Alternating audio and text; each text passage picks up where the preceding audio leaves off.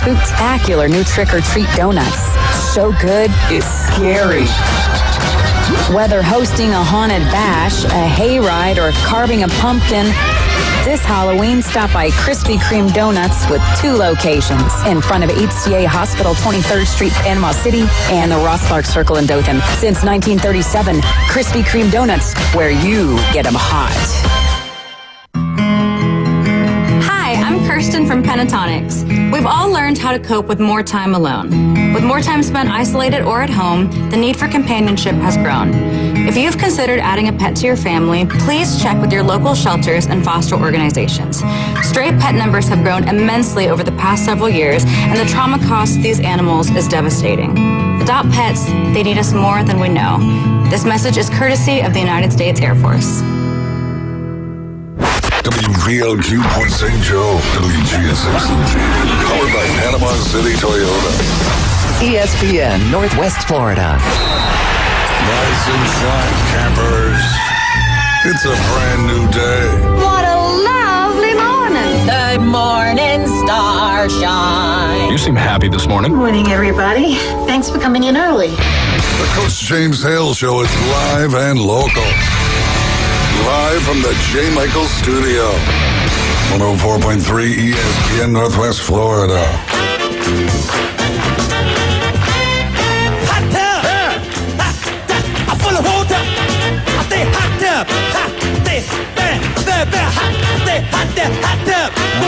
I'm gonna make it wet, stay hot tub, rubber dub and hot tub, rubber dub with me. Second hot tub. Yeah. We're gonna make it wet. Yeah. Sitting in the hot tub. Yeah. We're gonna make it wet. Yeah. Well. What a week in college football. Welcome, 104.3 ESPN Northwest Florida. Jason Kovaleski, Jim Brandt with us this morning, live from J. Michael Studios. I want you all to say a little prayer for Ryan Mulvey. Yeah, absolutely. I'm not sure if he's still in the hospital right now. Had a bad episode. Had to be sent to the. Well, matter of fact, the ambulance came and picked him up, and we were communicating with him when he was in the hospital. He evidently was doing better. We were chat. Yeah, we get talking. We love you, brother, man. Yeah, y'all say a prayer for me. Jim, Jason, I, and Ryan are on a group chat, and we talking the whole time. You never know he was in the hospital in bad pain. No. And he's just going at it with us. He's just a good dude, He's a trooper, man. Yeah, y'all pray for him and his family that, they can do something to help his situation that he's in. That I guarantee you, none of us, I couldn't handle it like he's done. He's something special, no doubt about that. But getting back into college football, what a week, man. Three went down this week? 3 head coaches? Alabama, Birmingham, Oregon State, and the big one, man. To me, this is one of the jobs, one of the top 5 jobs in all of college football. James Franklin being fired. This is 6 games in his 12th season. Unbelievable. 104 wins, 45 losses. Now, here's what gets him, though. The big games, the Big Ten games, he's only 64 and 36. And he's like 3-20 against Ohio State and Michigan. Yeah. That's what I'm about to say. Yeah, he can't compete with the big boys. The big boys. Yeah. I would say this. I mean, somebody's going to scoop him up, and he's going to do a fantastic job. Because Arkansas is open. 9 and 10 win seasons. There's a lot of schools out there that ain't accomplishing that right now. Speaking of Florida Gators, Florida State Seminoles. You know what I'm saying? So, he won. He had 3 9+ seasons at Vandy. Back before you had NIL. Vandy was a hot name. They had no Pavia back then. He was playing in the height of the Saban era. And honestly, if I'm Arkansas, I'd look at him. There's no doubt. I absolutely would. If I was Michigan State, the way they played, I don't think Jonathan Smith's going to be that much. Is Michigan State open? It's going to be. They just lost to UCLA by 35 at home. Yeah, they got beat bad. Well, if you hadn't kept up with the whiteout game, they lose to Oregon. And then they lose to UCLA. That's what really got it going. They lost to UCLA, and UCLA's done well since then. They were 0-4 when they lost that ball game. And then Northwestern's not bad. I mean, it's not like it was last. No, they're not good. I get it. They're not tremendous, but they're 4-2. They play hard. I mean, it's like, they're not 0-4, 0-5. Yeah, right. But they were favored 22.5. Yeah, right. And they get beat at home. But like we were talking about, unless you follow Penn State. You know, it always comes down to the end with them. It seems like it always gets in the quarterback's hands. You know, he throws the interception against Oregon. Then he breaks his ankle against Northwestern. It goes back to throwing an interception against Notre Dame in the playoffs last year. And true to form, he puts his second-string quarterback. It's 4th and 3, 4th and 4, like his own 30, 35. Season on the line. Yeah, everything on the line. What does he run with a backup quarterback? He runs the backup quarterback on a read option. He gets about 2 steps. Hey, and Northwestern, James, you had to see the play. They almost broke his back. They hit him so hard. His helmet snapped. It's like, what? Why do you keep calling that play? Did the same thing against Ohio State like 5-6 years ago. You don't get the overall picture. That was a $50 million play. Yeah, for him. He hit the lottery with that play. Are you kidding me? Let's bring this phone call on. Good morning, sir. Good morning, guys. How are y'all this morning? We couldn't be better. I'm not even going to talk about FSU, but I do want to talk about Auburn. Auburn got screwed. Hey, I mean, they're the only team in the country. Oklahoma, they got screwed. Hey, take notes, because I got a lot to say about this. I feel like that the Southeastern Conference was sitting in there making decisions. They said, we cannot have Georgia get beat 2 Saturday nights on national TV in a row. I told Jim Grant the exact same thing. I think you're right. Right. How do you, if that guy can't see in that little bitty box and talk to them people and say, hey, turn around and look over your shoulder, there's the world's largest TV right behind you. That's a good point. What a strange game, man. Hey, here's my thing. Kirby's all upset, and he calls timeout. They said, hey, hold on, Kirby. We got this. Right. You know, we're going to take it. You're right. Hey, we're going to take out their when everybody goes to commercial, we're going to take out their best defender and never show a replay of the targeting. And they weren't even reviewing for targeting. They were reviewing for a catch. And he somehow all of a sudden said, oh, wait, there's a targeting. Let's throw this guy out. And it was like, plus there was a targeting early in the game that Hugh Freeze wanted to review. There's another one. No, that's what I'm saying. They wanted reviewed, and they wouldn't review it, and that was a clear targeting. Super strange game. I think that's a bad look for Kirby. I can't believe he's not getting more backlash for that fake Rob, timeout. And just for the record, Kirby Smart is James Hale's favorite coach now that Nick is retired. He did call timeout. I said, I didn't see the game. Explain to me exactly what he did. Yeah. Come on. Yeah, the referee goes over and said, hey, because he got a headset on, he says, hold on, they got it. We got it. Yeah. You need a timeout? What else? You need time back on the clock? What else do we do? Rob, he was clapping. He was clapping. He wasn't calling timeout. Yeah, I never seen fingers touching the clap. I've seen some weird claps before, but I never seen a clap like that. He clapped after the game. I know that. Yeah. Oh my God. No, did you see what he did after the game? That's unlike him.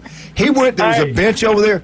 He stands up by the Georgia, and he starts like he's beating that. No way. He says it. I'm right there for everybody. He's like beating that. No way. Yes, he did. Yes, he did. My other thing, here's going to be the thing. If those two announcers that were calling the game, if they don't call any more SEC games, we know. Yeah, really. We know it's a setup because they were sitting there and said, what are they looking at? It's obvious it's a touchdown on both occasions. I know. I watched every play of it. I also turned and listened to Andy Burcham. Oh, my God. He wasn't happy. Those guys in the booth were not happy about that. That's a coach killer right there. When they call in this week, he'll still be cussing. That game was incredible. It's like the NFL, though. Don't those referees' jobs get reviewed? And there's somebody that reviews their performance. Yeah, the SEC reviews, and they probably think they did a great job. Good job. Exactly how we told you. 10% bonus. Exactly. That's a money game. Right, but if they're reviewing it and they say, "Oh, we're gonna penalize," okay, you give them a weekend off. You're still paying them. Yeah, that's true. I wonder if they're sitting back and going, "Look, we don't really have a dominant team in the SEC this year. We got to get teams in that playoffs. There's so much money involved. I mean, that's there's millions of dollars involved." And I think that's a problem. Here's my other thing about this: if they're going to have this much trouble with only playing 8 games of everybody knocking everybody out, what are they going to do next year when they play in 9 conference games? How many coaches are going to get fired every week? 3 this week. This is crazy. Wait till next week. I'm telling you right now, if Missouri loses, well, I'll talk about that in the Auburn update. We'll get into that later. Well, that could cost Hugh Freeze's job. Let's be honest. If they win that game, he's secure through the season. They should have been up 17-0. Oh, for sure, 100%. Yeah. I mean, we all saw the ball cross the line. I mean, unless I'm missing something. Well, the angle, you really can't tell. It's questionable call. Not enough evidence. Yeah. We can't overrule this. Well, you know the thing about it now, if it was a fumble and that guy ran for it, it should have been a Georgia touchdown. It should have been a Georgia touchdown. Go ahead, Rob. Well, you can't call it a Georgia touchdown because the line judge comes running in. You know, to me, why did he not throw his hands up? We all saw what he saw. He had to have seen that ball go across. All right? Yeah. Here's my other thing. Y'all got this, it's not really a drone, but it's been there for 20 years with the cables going across the field. Why do they not park that thing right over the goal line and the huddle and everything to give you a view from the top? Pointed straight down. Yeah. It was, but it weren't working on that play. He didn't kill himself. Due to technical difficulties. Hey, we can't. Yeah, y'all don't show that review. Don't you It'll be working in a minute. Don't you find it funny that the SEC doesn't have the review, microphones in there like the ACC does? Let you listen. Smart. Yeah. Smart. Who telecast that game? Who broadcast that game? ABC. Oh, ABC. I just don't understand replay. I mean, we all have eyes. We're not stupid, and we're sitting here, and they get a lot wrong in replay, and it's just really frustrating. This is what was supposed to fix the game, and it seems like they get more wrong than right, and I don't get it. What did you think about Franklin getting fired? What was your thoughts on that? Well, I got a good friend that played for Penn State years ago, and he's been saying he needed to go a long time ago. Yeah. And so you got to. I mean, there's got to be a change. He's been there for so long. There's something happening. And I hate that, that for Penn State, but they've only got one good team, maybe two if you talk. Is Oregon in their conference? Yeah. And Indiana is going to be, they're scaring everybody to death right now. But you hadn't even seen Ohio State hardly play on TV, or at least I haven't. Maybe they're playing at 11 o'clock every Saturday on Fox. They got them on Fox and CBS. I didn't realize they were. Was it CBS last time? Yesterday? Fox. It was Fox yesterday. Well, my TV don't go to Fox on Saturday. It only goes to the SEC and ACC football games. But hey, let me ask y'all this before I have to. I'm on the road going to Middle Alabama today. What about the defense of Florida State? Why are we running three defensive linemen? 3-4-4 is just, it ain't working, guys. You can't stop, a nosebleed. So what is the deal there? Y'all coach for a long time. Well, I don't know. It worked against Alabama. Pitt's just a powerhouse. Pitt's so much better than everybody else. I don't get it. Maybe Alabama had not figured out what to do, but everybody else has. Yeah.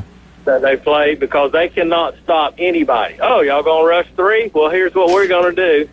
We're going to run and most of the time they line up all three of them on one side.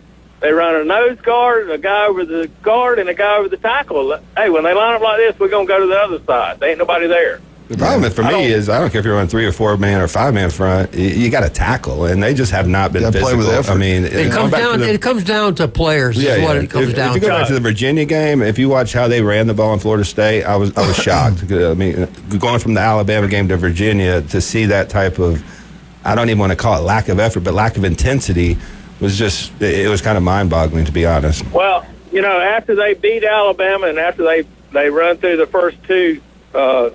When they play Jinx and Surfside, yeah. Right. They were offering him a job at, UCLA? Yep. And all this other stuff, and they have been terrible since then. Is he already packed his bags and his family's gone or something? I don't get it. They look so good in the first 2 games, and now they're terrible. Yeah. I just don't understand it. How do you change that? You got the same players. I had that TV going underneath. I think they were playing the same time Alabama was playing. And I was shocked. I mean, their defense, they couldn't stop anything. anything, Yeah. pass or run. I just always have to question the culture over there with them being so reliant on the portal. I mean, how do you build that culture if you ain't got guys there 2, 3, 4 years that set the standard? I mean, we've all talked about the high school recruiting, and to me, that's where Mike Norvell's kind of fallen off as a coach. Rob, we got to take a break, brother. All right, guys. I'll listen to you. Y'all have a good All one. right, good job, Have a buddy. good one, man. Good job, Rob. All right, we get back. We'll jump in with Coach Floyd. Big win, huge district win. I believe it's district win. Yeah. Over North Bay Haven. They put it on them, man. Jason, you and Dan, just two great, wonderful locations. My brother-in-law was here. We were talking about nutrition, stuff like that. A lot of different things. Cancer, stuff like that. Sugar, alcohol, killers. I mean, if you abuse it, and at a young age, everybody gets hooked on this sugar and stuff like that. You got things down there that can help anything. But talk us how do you get off sugar? Well, you got to be somewhat disciplined. I mean, that's the one thing. But you got to be able to feed your body the correct type of foods. I mean, there's different types of carbs. You still need carbs to function. That's what our body converts to energy. So, I mean, complex carbs like brown rice, sweet potatoes, those are good to incorporate in your diet. It's hard. I mean, let's be honest. Sugar's very addicting. I mean, you probably know that going through what you went through with your weight transformation and stuff like that. It's just about discipline and feeding your body the right types of foods. And once you start to get accustomed to that, your body starts to crave those type of foods. So, I mean, the problem is we've been growing up on sugared foods and everything that they put everything in a box, everything in a bag. Yeah, and it's hard. You know, when you got kids and you're a parent that's working, it's easier just to go buy something that's pretty cheap or go through a drive-through or something. And those are probably the worst foods that we could probably eat. So, Jim, you did it. You got off it. I mean, it's amazing. It's tough at first, it is, but the more you get off, the easier it becomes, and now it's just I don't crave that kind of stuff at all. I think once you start feeling better, you start to crave those foods that are good for your body. You got stuff down there though that looks good, looks like that stuff, but it's protein, not a sugar, protein, stuff like that. Let's talk about some things. Yeah, so our Intech Protein and Transparent Labs have been talking about it quite a bit because they don't have any artificial colors, no dyes, no artificial sweeteners. I mean, we've seen that in our food has caused a lot of problems. We see a spike in autism. We see spikes in obesity. We see spikes in heart disease. Diabetes are taking over. Yeah. So our Intech Protein is one of the staples of our store. Zero sugar, sweet with stevia. They use coconut creamer instead of soy. It's a grass-fed isolate base, but they do have the casein, so it's a good meal replacement. It's good for mom. It's good for dad. It's good for your high school athlete. So we have a free sample bar at both locations. We're located on 23rd Street in the Del Coronado Village and in Pier Park North next to Dick's Sporting Goods. Come down and try a free sample. I mean, protein prices have gone through the roof, but we actually have some affordable proteins, but really good quality as well. No doubt about that. Try before you buy it. Two great, wonderful locations, 23rd Street, Pier Park.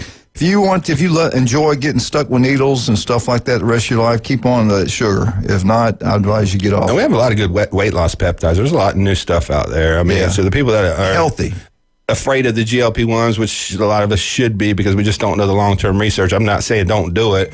I think anything can be used in moderation for benefit, but we got some really good weight loss products down there as well, and you can come down, talk to me. I'm usually at the 23rd Street store, usually 2 to 5 every single day if you really want to come down and kind of get started. We're one day away from that world-famous J. Michael's Spaghettis, the best seafood, ice-cold beer, the legendary J. Michael's, and we're in J. Michael's Studios as we speak. Also, speaking about great restaurant, Pat Perno, what a great job he does as city commissioner. Get out to Beef O'Brady's. Key word here is Lynn Haven. Beef O'Brady's He's Lynn looking Haven. good, man. We got him slim, trim, and he's pretty. He is pretty. He does a great job at that restaurant. He's doing good. I like him. He's a good man. No way. Good man. Great man. Wildcat, we're already over in Beef O'Brady's at Lynn Haven. We want some jewelry. I got 2 granddaughters, got a grandson. I need to get some jewelry. Here's what you do. You get them a one-of-a-kind, custom-made, hand-tooled piece of jewelry from David Adamson Designer Jewelry. You got 72 days until Christmas to design. 72 days, not counting Christmas Day, because you can't shop on Christmas Day. Well, you probably will, but... So all you got to do is go to David Adamson Designer Jewelry, get that free jewelry cleaning, and they'll also inspect that jewelry for free. You can sell your silver and gold there and get top dollar for it. David Adamson Designer Jewelry, 830 Highway 77 in Lynn Haven. We'll be right back. 104.3 ESPN Northwest Florida. Coach Floyd, Rutherford High School. We'll be right back.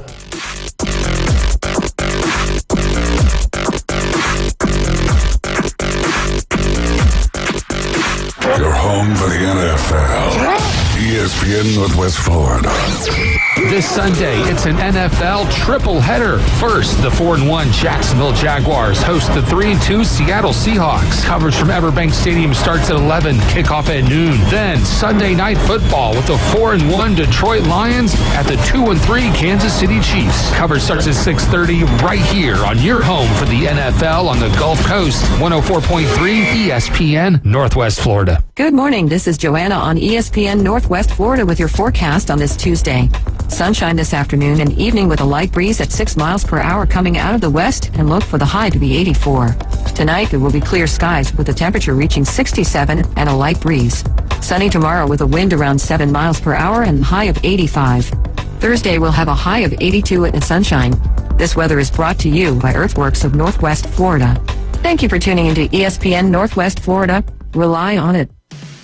Keep the adventure going this holiday season in a new Kia from Bill Bird Kia. Bill Bird Kia now offering 0% APR for up to 48 months, plus a $500 APR bonus on the purchase of a new 2025 Kia Sorento during the big fall savings event going on now. You'll get the perfect balance of comfort, safety, and technology. It's the best family SUV with third-row seating space, providing extra comfort for the entire family. Bill Bird Kia, the home of that 20-year, 200,000-mile warranty. Stop by and see us at 2435 East 15th Street or anytime at BillBirdKiaPanamaCity.com. Offer from Kia Finance America for the purchase of a new 2025 Kia S and LX models. $20.83 per month per 1,000 financed in 48 months. Quantities limited. $500 APR bonus is applied as down payment and no cash value cannot be combined with other finance offers. Not available on balloon financing. The 20-year, 200,000-mile warranty is a Bill Bird Kia warranty. See dealer for complete details. Offer for well-qualified buyers must take delivery from dealer stock through 11/3/25. His biggest fear about the zombie apocalypse is all the walking. It's the Coach James Hale Show. Live from the J. Michaels Studio on 104.3 ESPN Northwest Florida. We got Coach. And welcome back. 104.3 ESPN Northwest Florida. Beautiful Tuesday here in Paradise. Let's bring on Coach Floyd gets another big win, and I think they're in the thick of things this district championship. Rutherford High School, homecoming, 49-19 over North Bay Haven. Coach Floyd, great job. How you doing, sir? Doing well. How you doing? Give us some names, talk about the players, give them some love. Big win, and then we'll talk about how you line up in the district. Yes, sir. Well, throwing the ball, Jaleel Reed catching it, running it, and, trying not to get tackled because I am Rochelle, number 1. Number 6, Braylon Hurd. Number 2, Aiden Frank. Number 5, Jamarion Blunt. That's the freshman. He's doing pretty solid. Left guard, Kadero English has been doing pretty good, a 10th grader. Baden Holmes, sophomore running back, did pretty solid on the offensive side of the ball. Defensive side of the ball, DN, edge rusher, junior Elijah Waldrop had a pretty good game, number 8. Aiden Santos, senior linebacker, number 11, did solid.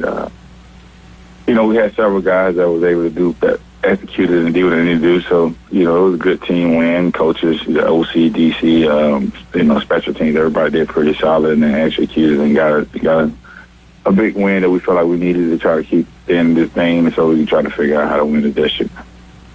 Well, speaking about the district, is it going to be you and Bozeman?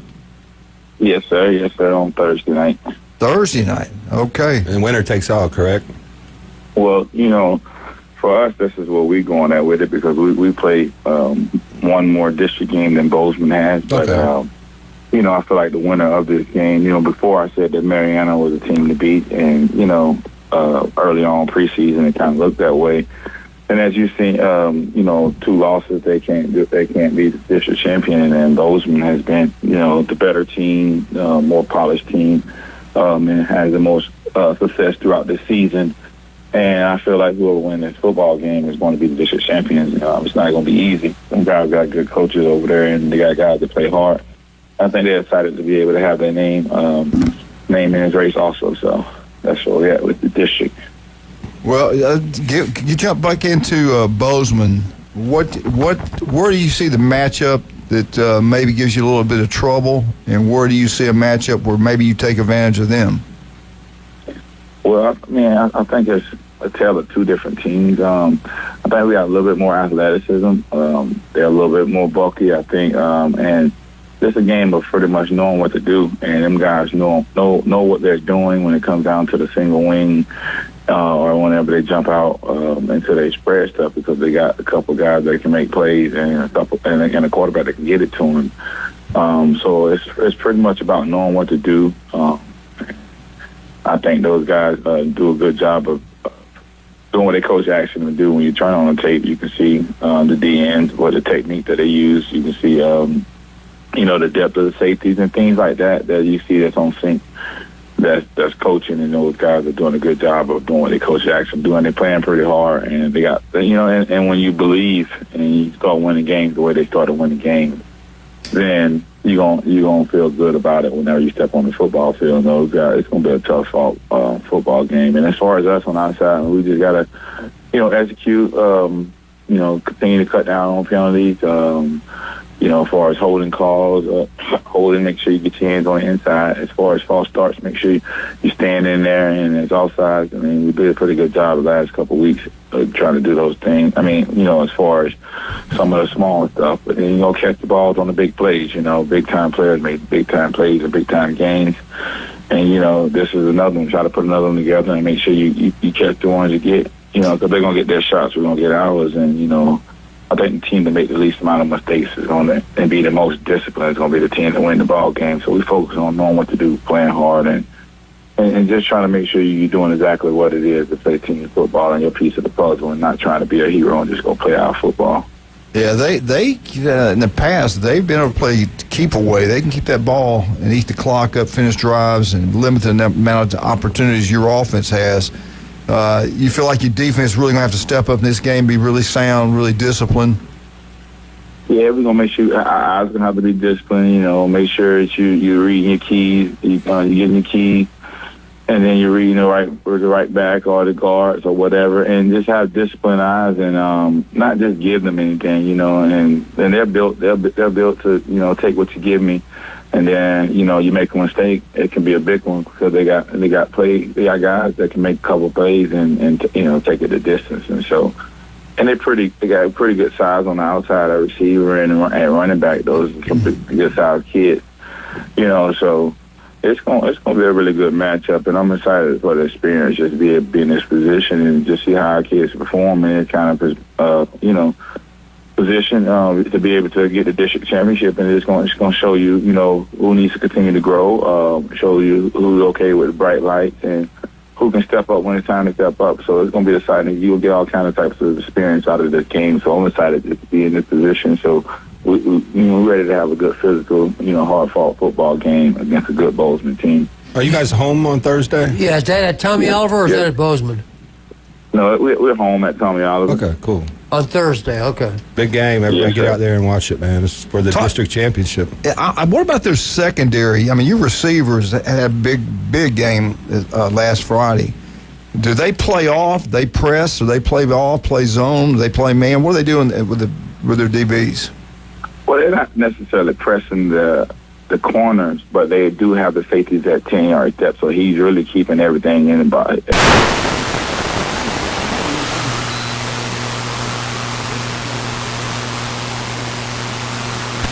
Probably want to make sure his guys are help tackling with the run. So it's a real tough team, and I think those guys want to tackle and be able to close up the space a little bit. So, but it's not necessarily pressing, but they're not built all the way back in their zones either. They're really trying to keep things in front of them, but make sure they kind of squeeze the spaces in the windows of the quarterback. So it's a zone, but it's a really, really tight zone, really, really tight zones. But he does a lot of different stuff with his outside backer, his star, and things like that. But and we're going to have to be ready for, a little robber coverage too high, still playing 3, but, having one of the safeties robbing the side that the star is not to. So it's some good stuff, man, that that coaches may see, but when it comes down to you playing against kids, it's still, that's what it is. The coaches coach against the kids, and whenever they're out there on the field and trying to make them, be able to do what they do or stop them from doing what they're doing.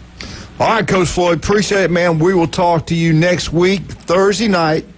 Tommy Oliver, district championship game, Bowdoin versus Rutherford. Can't wait, man. Good luck to you, brother. Good luck. Yes, sir. Appreciate it. Y'all have a good one. All right, let's talk. Hey, speaking of high school football, Wildcat, Taco Bell's, we got 3 wonderful locations, Panama City Beach, Callaway, and, of course, Port St. Joe.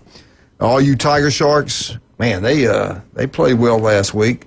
All you Tiger Sharks, make sure you get Taco Bell, big-time supporters. They got DoorDash, breakfast, lunch, and dinner before the game, after the game. Get to Taco Bell, support them, Taco Bell, and as they support what do they say? What do they say down there? They say, Go Tiger Sharks. Lorelei Layton. Love it. Love them girls. Also, speaking of college football, the place to be. We had a great time. I watched the Bama game and FSU game at home. Went and watched the Oklahoma-Texas game at that Cajun place. Brian met me down there.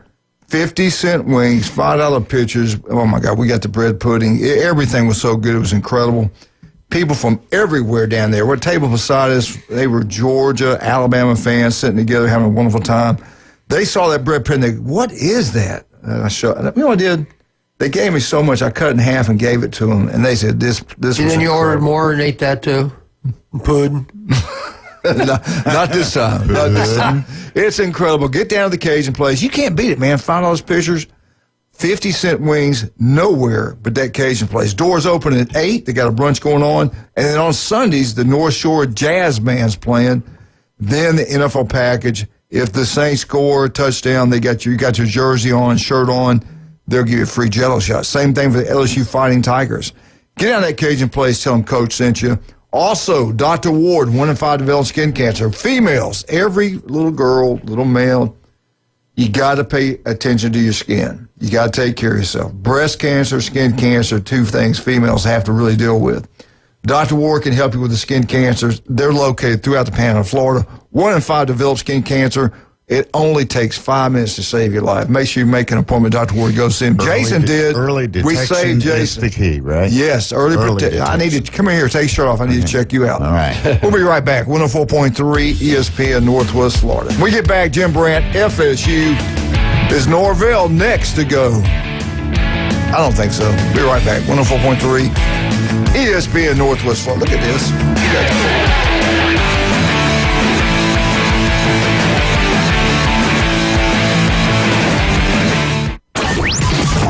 ESPN Northwest Florida. Here's what's happening. Here we go. The Sports Blitz with Paul Wilson will be awarding the Sports Blitz High School Player of the Week. This will go to the outstanding high school football player for each week. The player will receive a gift card from a local restaurant and an ESPN Northwest Florida t-shirt. Coaches, students, parents, and fans, comment on our Facebook page or call in at 850-215-6290 to nominate. For exciting college football, the best boiled seafood, and the most game day fun, it's Lone Star Boil House. Watch the games on their huge Jumbotron. Challenge your friends to beer pong, cornhole, and oversized Connect 4 in their new adult lounge. Lone Star Boil House is where the locals go for incredible wings, the best boiled seafood, and a new breakfast menu. Saturday and Sunday starting at 9. Crush the follow on Facebook to catch huge game day specials. Lone Star Boil House, 320 West 5th Street, downtown Panama City. Reliable Copy Products is proud to be the exclusive dealer in Northwest Florida for Kyocera office equipment. Reliable Copy Products has been committed to providing professional, personalized service for the last 35 years. They understand that the right equipment does not always fall within today's budget requirements, so they offer several options for the equipment you need today for the growth you expect tomorrow. Call James Smothers at 784-6601. 784-6601. Reliable Copy Products on Harrison Avenue, just north of Bay High School. Every love story deserves a perfect beginning. At Tracy's Fine Jewelry, we believe that your engagement ring should be as unique as your love. Explore our vast selection of certified natural and lab-created diamonds, each hand-picked for brilliance and beauty. Whether you desire the timeless allure of one of our hand-selected engagement rings, or you'd like to custom design the perfect ring, Visit us today and let our experts guide you in finding the ring of her dreams, because love deserves the best. Tracy's Fine Jewelry, where love sparkles. Want to know the inside scoop on your favorite teams? From the gridiron to the hardwood to the diamond. For comprehensive sports coverage, it's ESPN Northwest Florida. Now back to the Coach James Hale Show inside the J. Michaels studio.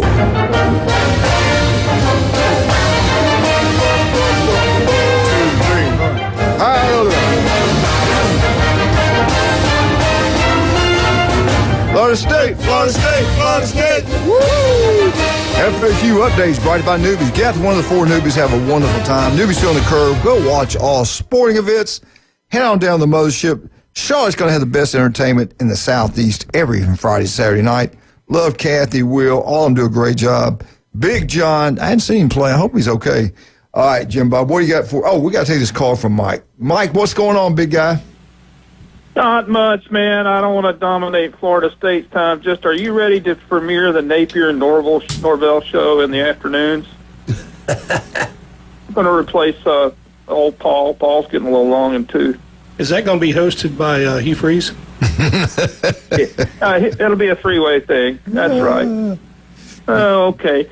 Well, listen, they're going out to Stanford and taking on the trees, whatever they call it, the cardinal. They go by a color, and they got a tree for a mascot, which kind of reminds me of Taylor Swift's number 9 song on her download this week. Anyway, last week. But what do you think about Was that song about her boyfriend? It could have been. Yeah, okay. Go, or husband, whatever. Go ahead. Well, her fiance, okay? Let's use the proper terminology. Her intended. Okay. Yeah. Her intended. Thank you, Coach Jim. Anyway, what do you think? What's the formula for Tennessee beating Alabama in Tuscaloosa, where I don't think score more points? One more point. One more point. That's all you got to do. Thank you. I wish I had paid $50 to go to the quarterback club breakfast and gotten a roll with that. Thank you. Anyway, I got my own attitude. It's like less than 60 yards and penalties and B+2 on turnovers. How about that? I'm going to tell you what, that Arkansas game was not as close as the score indicated because they had 2 touchdowns late, but it was 34-17 or something like that in the third. I was watching it then. I quit watching. I said, Arkansas has no shot, and they got a couple cheap ones at the end. They had about as much shot as they do against Texas A&M this week. Yeah. It's terrible what's happened to Arkansas, but, hey, it's Franklin's coming. Don't worry. Help is coming. You think so? I wondered where he's going to end up. I mean, he's got so many opportunities. I heard a guy last night on a national network, not yours, anyway, who said that it's the most desired opening and the most desired fired coach that's ever happened in history at the same time, which I think might be true. It might be. Look what he did at Vandy. UCLA, give me $12 million. Hey, let me ask my nutritionist something. I've got a kind of a semi-girlfriend over here, and she is truly a vegan, and we both take vitamin D supplement. Happens when you get older. Right. And I'm D or E? D or E? D. Oh, D go ahead. My bad. D. Anyway, I took enough vitamin E earlier in my life that I don't have to take anymore. What happens if you put the vitamin E and D together? What's that cure? Not much. I don't. I was going to ask Jason though. She quit taking her supplement and went to a vegan supplement. Can you believe that? Because they're bone based. Most of them. The common ones aren't they? Most vitamins can be or are vegan. To be honest, I mean, most of our vitamins are vegan. Well, that's good to know. Hey, I got one more question for you. When the honeybees invade next year in your parking lot, what are you going to do about them? Kill them all. Hide the honey. I'm kidding. Hide the honey. No, you know what honeybees I'm talking about. No. The killer ones? No, they were recently the guest of FAMU over there at homecoming. Y'all didn't hear about that? No. Y'all hear about that Ozempic? Yes. The PA announcer for FAMU Rattlers band, he's been working for 50 years, and the honeybees out of Coach Hale's beloved hometown in a town I spent a lot of time in, and I actually coached against that team, but not to make it about me, but they're apparently a plus-size group of, band, flag girls or whatever they do, dancers, whatever. And they're good. They're good. They are good. They are good. They are good. But that brings me around to a topic I feel strongly about. I'm ready to give up on tackle football, brother. I mean, I think get rid of these sumo wrestlers. I mean, they keep falling on guys' legs and stuff like that. And, breaking backs. Yeah, exactly. That's just in high school. Yeah, well, okay. Enough of my politicizing and everything. God bless the United States of America, the SEC, and the Tennessee Vols. Y'all have Roll a great Tide. day. Go Florida State. Roll Tide. Whatever. All right, we got plenty of time to get FSU That romantic in. interlude was brought to you by Wildcat. Wildcat, Oh, no, you Wildcat don't. juice. Oh, no, you don't. All right, let's go back to where were we? FSU. All right, 12-game schedule, dead middle, 6 and 6, or 6 games played, 6 more to go. Florida State's 3-3. We were talking about before the show. I don't know where the real Florida State lies. Is the team that beat Alabama, or the one that hasn't really showed up the way people thought they were going to show up the last couple of weeks? And here's what they have to look forward to. There's 6 games left, and of those 6 games, 4 of them are on the road, which for a team that's kind of struggling, traveling to the West Coast is not always your best option, but they don't have much choice in them. And this is not in order, but these are just the away games that they have left to play. They have this weekend at Stanford, then at Clemson, at North Carolina State, and then at the last game at the Gators. So, And North Carolina State is a Friday night game. yeah, so And no gimme. yeah, they've got their work cut out for them. An earlier caller said, what's happened to a Florida State's defense? And to me, I've coached forever. I coach defense and I coach forever. Guys, it's not where you line up. It's not. I don't care if you got a guy on the center, you got a guy in the guard. It doesn't matter. When the ball is snapped, do those guys play hard? Do they carry out their assignments? And the thing that's overlooked a lot of times is, do they play fast? Because if you have to, if you're playing defense and you got to think about where you got to go, then you're already a step behind. And you got to play fat and you got to play hard. And I don't know that Florida State always does all those things. I don't know. They started off really good. Lately, not so much. So to me, it's not where you line up. It's how hard do you play. And I think the biggest thing, and Jason, you touched on this earlier with something else, and I really think that culture isn't looked into enough. Do the people really care about what they're doing? Last year, I think their culture was terrible. Yeah. Once it went south, they just went in the tank. They did. This year, it's been a little bit better. So I think that's a big part of it, and finding the right guys.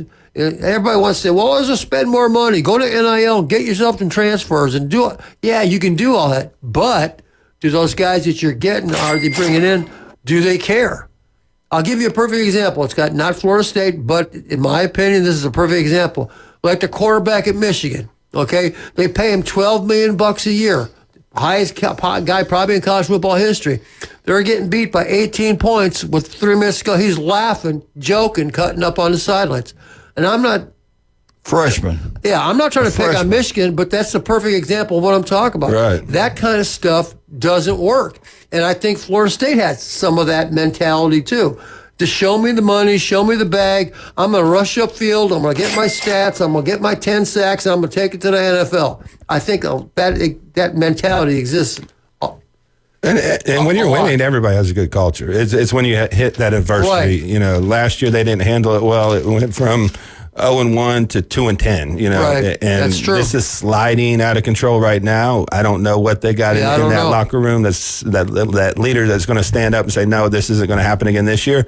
A lot of guys look checked out in this last game. I'll be honest, especially on defense. I mean, that's what I mean. Hitting somebody's a business decision. It's not fun sometimes, but you just got to stick your nose in there, get them to the ground. And the tackling has been atrocious for Florida State in the last 3 games. I mean, let's be honest. Miami, I can give them credit for. They played a hard game, but they still made so many mistakes. 3 turnovers. They outgained Miami, had more first downs. I mean, that's a game they should have been in a little bit more, but it just seems like it's slipping out of control like it did last year. And who are those guys in the locker room that are like, nah, this is not going to happen. We're going to lead this team and we're going to make it right? Because coaches can only do so much. Yeah, I'm like you. I'm hoping that it won't, but man, I don't know. I thought Castellanos would be the guy. You know, he makes a lot of predictions, says a lot of stuff before the game. They need somebody in that locker room right now that's going to rein it in and get them going in the right direction, because this could really, really be a bad look for Norvell if they go 5-7 or something like that. And every game's a toss-up game to me for Florida State right now. One of the things that Florida State is asking Tommy Castellanos to do is really read the whole field, and he's not that good at doing that. He is better in a RPO, play-action rollout type. There were players, I was at the game Saturday, there's players that are standing wide open, nobody within 20 yards, and he never looks their way. Yeah. And some of the stuff that, you know, before Deuce got hurt, we were kind of joking, the group that we were sitting there with was like, man, this looks like the old Keon Coleman. Hey, you got a big tog over there, just throw it up to him. One of the things that we looked at really hard at, a group of us, Florida State doesn't run a lot of routes across the middle. Everything's to the outside or deep. I talked to some players after the Miami game. Miami's a great team. But when a player looks at you and says, hey, we knew they were going to blitz. We knew where the blitz was going to come from. We still couldn't stop it. But on offense, the receivers never went to the hole where that blitz was coming. And if you know it's coming, if you got the outside linebacker, and Coach, you've seen this, you know he's coming, and you've got a slot receiver sitting there, why is the slot running an out route when he should be running a slant? Check to the quick slant because he's vacating that hole. Right. I agree. I mean, and that's what Florida State's not doing. But that's a Gus Malzahn thing. He did that at Auburn when he was at Auburn. He did it at Central Florida. It's a consistent with him. Yeah, I mean, I kind of questioned this hire before the season just because I thought, you know, he struggled at Auburn at the end there, running an offense and getting, you know, I think the offense is a little outdated, but I thought they had the perfect fit there. It really, to me, is all about execution and desire. Like, you can't go from the Alabama game to the Virginia and then this last week against Pitt. I've watched him play in every close, like Miami. The quarterback panics, throws off his back foot. He's not a great passer. It's all off schedule. He's better when he's off schedule. Like when he's scrambling, throwing sidearm passes. You know, they hit a big pass late in the game. It's just he's not good with dropping back, you know, on time where you really need to win a football game. It's be like, okay, I see that too deep. I'm going to hit that, 10-yard out to my wide receiver. As soon as my back foot hits, I'm out. It's just not, it doesn't look that good. It doesn't look like he processes that information. And the Gus Malzahn offense isn't based on that. It's based on running the quarterback, a lot of eye candy. I haven't seen the option pass play yet either. No, it didn't look like they ran their full playbook this last weekend either. One of the big plays that I saw was towards the end of the game. There's about 6.5 minutes left to go in the game. Florida State had the ball. It was 3rd and 6, 3rd and 8. You get a busted play. Patrick, hold on right there. Let's take a break, come back and finish up this. Talk about your business. Where you located? How they get up with you? Well, we're local here to Panama City. Started the business here in Panama City. Owned and operated Turf Pro locally. Pest Control. We do turf pest control with fertilization, weed control, and insect control. And we also do household and commercial pest control for inside the building. You can find us on Facebook at Turf Pro PC or call us on our local number at 850-890-5820. One of my favorite companies out there, speaking of local, is Stevenson Air Conditioning. Jason does an incredible job. Jason went to Mosley High School, graduated. Patrick's daughter cheers at Mosley High School. So we are talking, everybody is all local. We should do nothing but locals here in Bay County and Panhandle, Florida. And Stevenson Air Conditioning, they're there for you anytime, day or night. They're number one. We got a brand new unit put in our house. Best thing we ever did. Jason did for his store, his home. Chad Mitchell, the legendary doctor, same thing. But if you have any kind of problem, get the house warm, cool, whatever, you go with Stevenson Air Conditioning. If it's your power bill's going through the roof, get it serviced. If you got an old one, bite the bullet, get rid of it. It's one of the few things you can purchase, will pay for itself. But don't go national. Go local. Go Stevenson Air Conditioning. Most honest, hardworking people out there, that is Stevenson Air Conditioning. Speaking of the legend, Dr. Chad Mitchell, 26 years on Bay County sidelines. He'll be on it this Friday night. Arnold versus Mosley. Man, some big high school football games this week. Cannot wait for that one. Chad Mitchell, any type of injury, call, make an appointment. And listen to Chad every Monday right here on ESPN Northwest Florida. We'll be right back. 104.3 ESPN Northwest Florida. We'll come back. We're going to finish up with this FSU discussion. What do you think? 215-6290. Be right back.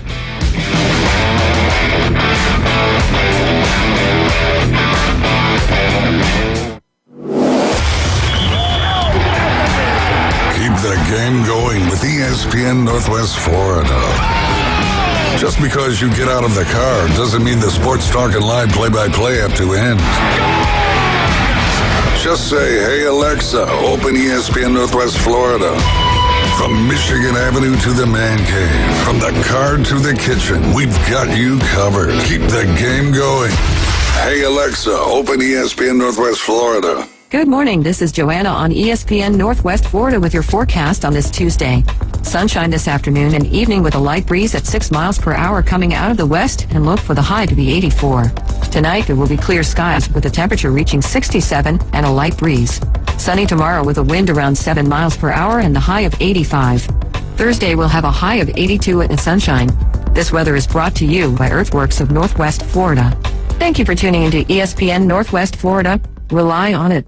We're proud to bring you the most popular cars in the world, like the stylish Camry and the sporty Corolla. Get award-winning style and 1.99% APR on a new Camry, named the best new model by Kelly Blue Book. Plus, you get 90 days until you make your first payment. Curb appeal comes standard on the new Corolla. Designed to wow from the inside out. Get 3.49% APR plus 90 days until your first payment. Panama City Toyota, your Camry and Corolla headquarters. Offers end November 3rd. Visit PanamaCityToyota.com for details.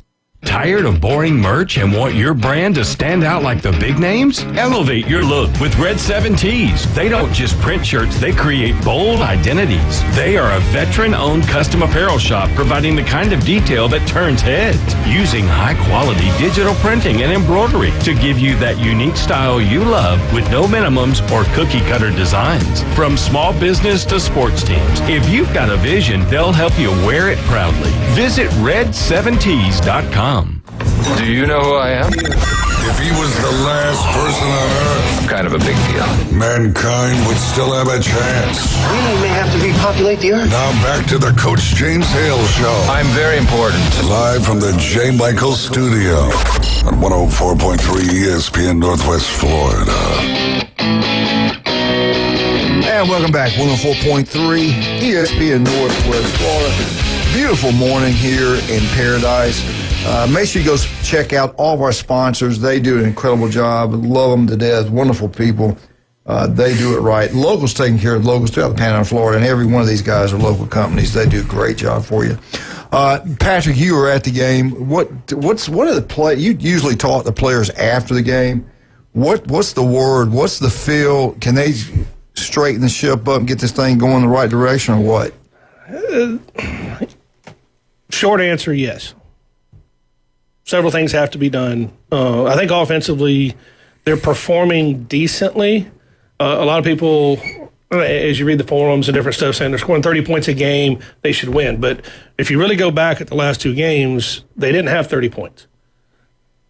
The final score was close to that, but they had to come back. They hit basically a Hail Mary almost against Pitt to bring it within a 3-point game. The Miami game, Miami kind of went into a prevent, and we all know what prevent defenses do. It allows a lot of stuff to happen. Prevents you from winning. But there's a mentality. And Castellanos, he's played tough. I'm not saying he's trying. As I was saying before the break, there was a play. It was about 6.5 minutes to go. Fourth quarter, you're down 10 or down 3. I'm just going to say 3rd and 6. It's 3rd and 6 or 3rd and 8. The play breaks down. He breaks out of the pocket. He takes off running as I'm watching it to the right side of the field. It's the visitor side. And he slides short of the first down. And it's a one-on-one to avoid the hit. Instead of trying to fight for the first down, it is 3rd down. The game is on the line. To me, that was kind of a mentality of that game of we need to make a play, but I'm going to protect myself. Mm-hmm. It's kind of some of the stuff I'm starting to see with, I'm not saying all the players, and I'm not saying him directly, but that particular play, Gus Malzahn said he got hurt on the first play of the game. Okay, well, if he's hurt and he can't be effective and do what you need to do, bring in the backup. Now, the backup may not be near as good. We've only seen him against East Texas A&M and Kent State, and that's Sperry and then, of course, Brock Glenn. There was injuries in the game. I get that. At one point in the second half, Florida State ran 14 consecutive runs. If sitting in the things in the stadium, and I've watched this against Miami, that they're bringing 8 and 9 men in the box. It's hard to run about that. And every time they've tried to run the Mekhi Danzy reverse after the Kent State game, which he scored a touchdown, the biggest run is only about 7 yards. Most of them have been losses. To me, it goes back to Gus Malzahn is a very innovative offensive coordinator, but he still has never graduated from, I ran this, it worked. Let me adjust so the defense can't scout exactly what I'm doing. And I'm looking at some of the, talking with some of the players, and when they're telling me that they're calling some plays that they haven't even practiced this during the season, it was fall camp. Was the last time they ran or practiced that play. That tells me you're going away completely from the game plan, what you've got, and you're trying to catch them in something. I kind of look at some of the way coaching can be. I've had a philosophy for years. When you get a coach that comes from a mid-major school, such as Memphis, Napier's, where he came from and stuff, it takes them a couple years to get out of that mid-major, get to a major college mentality. We saw stuff, and I'm going to go back to the Miami game. Florida State had the ball in the second quarter, to down 7-3. It's 4th and 8 from the 43-yard line of Miami. Punt. But he doesn't do that. He goes for it. When you do that, to me, that is saying we're not good enough to beat you. We have to take every risk, every chance. If you play, if you're good enough to play defense, go ahead and punt the ball in a situation like that. We talked about the field goal kickers not getting reps. It's those type of situations over time when you take a Kirby Smart, and I hate saying a Nick Saban because everybody, but you take these high-level coaches that are always successful, or Ryan Day. He's not going for it on 4th and 8 from his own 43 in a 7-3 ball game early in the second quarter, or from the opponent's 43. He's going to go ahead and kick the ball. I got 4th and 8. That's a low percentage play right there. I can get it 4th and 1. 4th and 3, 4th and 4. I'm 100% go for it. You may get 20 yards on a punt if you punt it in the end zone. So, but 4th and 8 is a low percentage. Florida State got called for a delay of game. They were getting ready to run, and they called a fake punt inside their own 30-yard line with, I think it was 7 minutes to go in the game or something like that, 8 minutes to go. And I'm sitting there, I'm like, what in the world are you trying? I get you're trying to turn momentum, but. Yeah. Missouri did the same thing. Alabama didn't work. They're watching the game. There's a lot of things you can point out, but to me, just in my opinion, the biggest difference is quarterback play. Their quarterback was just better. He could run and throw. Yeah, Florida State got out of their defensive rush zones, the defensive line. They would get wide. And once he came up, Pitt had a great game plan. They took the linebackers. They ran crossing routes, and the linebackers would have to pick them up and drop back, or they were dropping back into a zone. And the one run at the end of the game, he runs for 30 yards, Pitt quarterback. There's nobody there. What are you hearing if it goes south about the coach? Would they make a change? If. What do you mean if? They just lost to Pitt. They got a lot. I don't know if they have the money to buy him out and then go after a big name coach, but I fully believe with Penn State speeding up the process. Everybody's doing it. I mean, you got Arkansas out there. You may have Auburn out there. You may have the Florida Gators out there. I'd be shocked if Napier makes it through the season. I don't care what he does the rest of the season. I think their fans are over it. There's going to be some big-time programs opening, and there's not a lot of coaches. You're talking about buyout. Let me go this week. Yeah. This is when the season started. This is not today. 6 months or 3 months into the season, whatever it is. This is when the season started. Kirby Smart buyout is $118 million. Lincoln Riley, $90 million. DeBoer, Alabama, you got $70 million. Not happy with FSU game. Texas start is $64 million. Norvell, at the beginning of the year, was $63 million. So it's probably down in the 50s, probably now, high 50s. At least. What do you, I thought about this yesterday. Yeah, they do. Every college does, because you can pay it out over multiple years. But here's something I was thinking about yesterday. We've all blamed, as a consensus, the transfer portal is ruining college football. I got to really looking at it and trying to think of a school that has been hurt by the transfer portal when a coach hasn't been fired or hasn't left. When they leave, that's a different story, because you could have left anyway. And I can't think of a school that is not as good the next year because of the transfer portal. Every school is getting a little bit better with the transfer portal when the coach is there and stays there. So I started looking at it, and I'm like, well, what's the big thing? We're talking right here with this conversation kind of proves my point. I think the biggest problem in college football is the coaches' contracts. We're talking about not firing a coach who is not performing at the level that is expected because of what the school is going to owe him. Tennessee just fired their coach. He was making $3 million a year. His buyout on a guaranteed contract is just a little over $10 million. That's the Tennessee Titans. Oh, Titans. That's the NFL. How much was he making? Just a little over $3 million a year. Wow, I didn't realize that. So you start looking at this. That's why they were losing. Well, yeah, he gets paid less than the Oakland or whatever the Raiders are now. The defense coordinator at Penn State makes $3 million. Chip Kelly's making $6 million a year for the Raiders as an offensive coordinator. So if you're paying your head coach $3 million and you expect to win, I don't know about that. I get that, but my point is if you've got a coach that's not performing, and you're going to sit there and say we can't fire him because we don't have enough money, you got to start doing something with these contracts. Well, you're right about the contract. They're out of that's crazy. Well, that's the administration. That's on them. Yeah. The coach is going to go in there and ask for everything. His agent, that's his job. You know what I'm saying? If you say, I'm going to give you $100 million. Sexton become filthy rich, these 10-year deals. But I do think these schools are now becoming wise to, because it's hamstringing them for years to come. You know, A&M took 5-6 years for them to get through the Jimbo situation. Supply and demand. The best are going to get what they want. I think it's crazy. I mean, I think the Penn State situation is crazy. I don't think necessarily that they should have kept USC was thinking about hiring him, so Norvell, Alabama makes a phone call. What happened? They give him a huge raise. Right, and the buyout becomes huge. All right, let's stop right here. We got to get back. We got to get on to Alabama, Auburn. Big things happening there. But right now, let's talk about some of our great people. You're looking for bikes. These electrical bikes are taking over the world. I'd like to have one, to be honest with you. Steve's Bike Shop, they got new ones, used ones. They got them all. Steve Burshaw, talking about local. He's a swim coach at Mosley, does an incredible job there. The bike shop, they've been in business since 1969. That tells you something right there. They're incredible. They can work on them. They'll give you deals on them. They got everything you can think of. They're right across the street from Sam's on 23rd Street. Unbelievable. But these electrical bikes, they are taking over. Wear a helmet. Make sure you wear a helmet.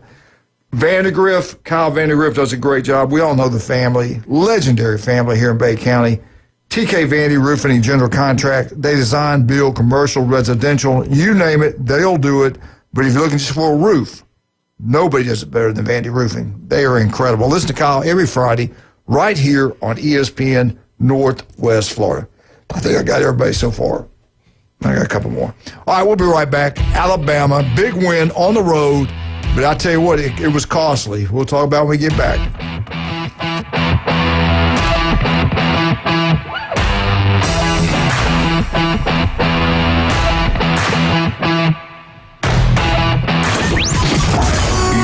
Northwest Florida.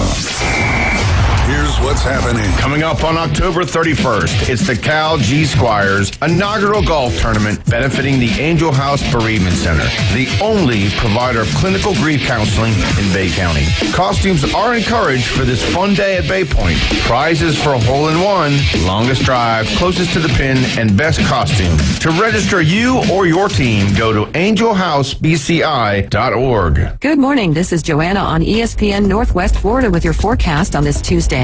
Sunshine this afternoon and evening with a light breeze at 6 miles per hour coming out of the west, and look for the high to be 84. Tonight there will be clear skies with the temperature reaching 67 and a light breeze. Sunny tomorrow with a wind around 7 miles per hour and the high of 85. Thursday will have a high of 82 and sunshine.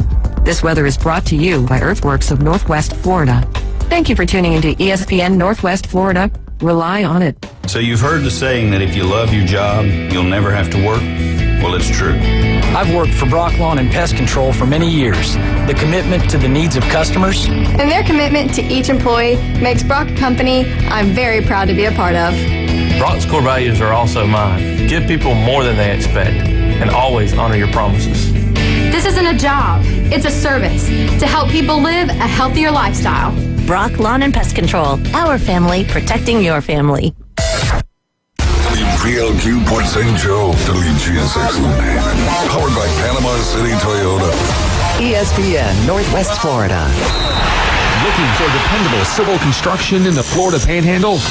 CBC Construction has you covered. From land clearing and drainage to roads and underground utilities, CBC delivers high-quality work on time and on budget.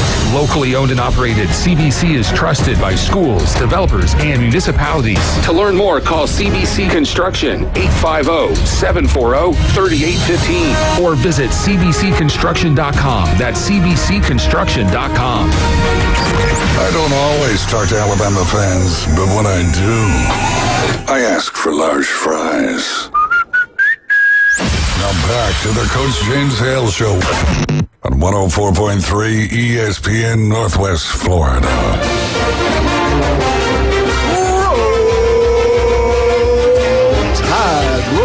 Alabama Updates brought to you by Stevenson Air Conditioning. They're there for you anytime, day or night. Give them a call. You'll be glad you did. Locals taking care of locals. That business is expanded throughout the Panhandle of Florida. They're incredible. Stevenson Air Conditioning. Make sure you call them. Go local, nothing national. Alabama, big win number 8. Alabama on the road. Number 14, Missouri. Missouri is undefeated. Hard-fought football game. Bama 27, Missouri 24. Looked like Bama's going to pull away, and they just couldn't really keep the gas on the pedal and get away from them.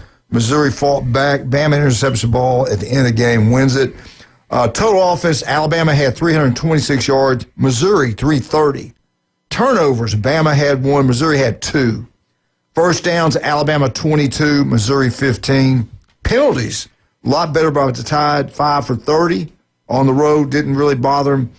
Missouri, 4 for 45. Third down conversions, Alabama was 6 of 15. Missouri, 1 of 10. Bama's defense played well on third down, no doubt about that.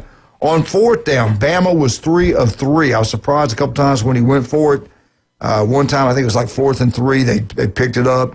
Missouri was 2 of 3 on fourth down. Time of possession, Bama dominated that. Almost 39 minutes. Missouri, 21 minutes and 27 seconds. That stadium is going to be beautiful.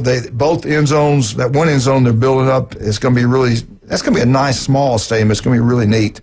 And they're on top of you, so it's kind of loud. Passing, Simpson did another great job. 23 of 31, 200 yards, 3 touchdowns. Missouri would not give up the big, deep play. They kept everything in front of them, and Simpson did a pretty good job locating the open guys. Now, Missouri's quarterback, I think he struggled. He was 16 of 28, only 167 yards. He did throw 2 touchdowns, but he also threw 2 interceptions. Rushing the ball, Miller, Alabama, 20 carries, 85 yards, got knocked out completely. It was an unbelievable hit. Missouri was knocking their secondary linebackers will hit you. They faked the Miller on a big fourth down play, hit him in the flats. They had run that play, I think, early in the year, and the guy gets hit right on the side of the head. They called him target and gave him another 15 yards.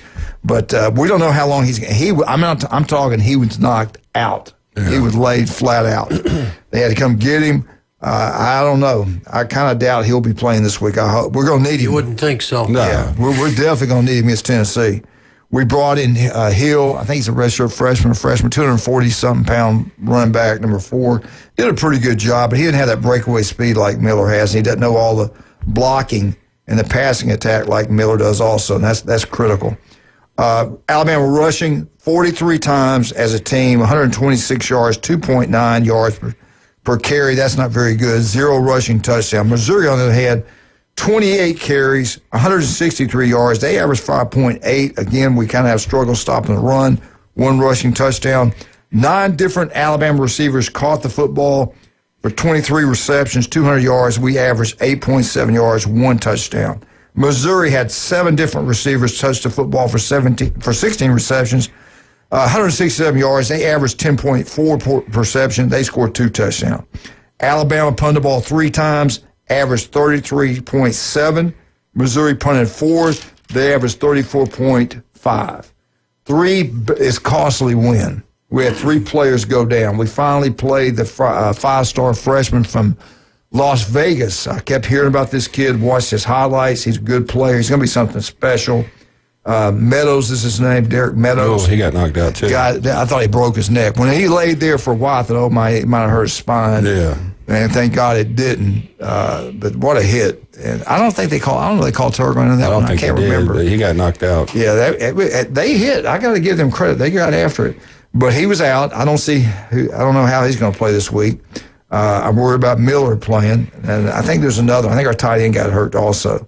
But anyway, we're going to need both those guys. Alabama versus Tennessee, 6:30 on ABC. SEC Nation will be there. Game day is headed to Georgia for the Georgia Ole Miss game. That game kicks off at 2:30 on ABC. But the night one on ABC is going to be Alabama, Tennessee, 6:30 ABC. There's another big game at night. Who's the Big Ten? Who is it? I want to say. I know USC Notre Dame's another big one. That's what I was thinking about. That's what I was thinking about. But we shall see how this plays out. Tennessee, in the past, we'd win these games in streaks. Coach Bryant beat them 12 years in a row. Then they won for a while, I think 7 in a row, and then we broke and won 7 in a row. Saban won 17 or 16 in a row. Now they're 1-1. Everybody's winning at home the last 4 games. Bama needs this ball game big time. Cannot wait. This is one of the, for the old people out there, this rivalry is as big as Auburn. It's been played more than Auburn. This is a huge football game. Bryant Denny, 6:30. We get everybody healthy. I feel better about it. Keys to the game. We'll talk about more of that as we go on through the week. Defense. Yeah, we got to stop. We definitely got to stop the run. And I watched them again. I like this offense. They put the receivers. I mean, it's like on the sidelines. Yeah, they're wide. If you go man coverage, you screw up, it's 6 points. Not only that, it creates huge running lanes for the quarterback, too. Yeah, absolutely. So, especially they go doubles on each side, spread you out. Alabama's going to have to tackle well. They're going to have to put pressure on the quarterback. We've got to score. Tennessee's defense is, we'll see. We'll see. It hadn't been great. We'll see how they play against Bama. We've got to score. We can't settle for field goals. We got to finish drives. We do that. We got a shot at this one. We need to win this ball game. I think this is I got to take my hat off. I was really hard on them. This coaching staff has done a really good job, especially the offensive coordinator. I know now why Saban won him big time. Yeah. This guy can draw up some plays. On the big money downs, 4th down, you got to make that 1st down. I think he's made almost all of them. And he's had a play design to take advantage of what you do on the defense side of the ball. And to develop Ty Simpson into what he is right now. I mean, he's probably one of the top 5 quarterbacks in all of the country. Number one right now, odds to win the Heisman. And that's what I look at when I look at an offensive coordinator. Are you putting your quarterback in the positions to succeed? We saw last year with Milroe, it just didn't happen. So I really like the Grubb hire.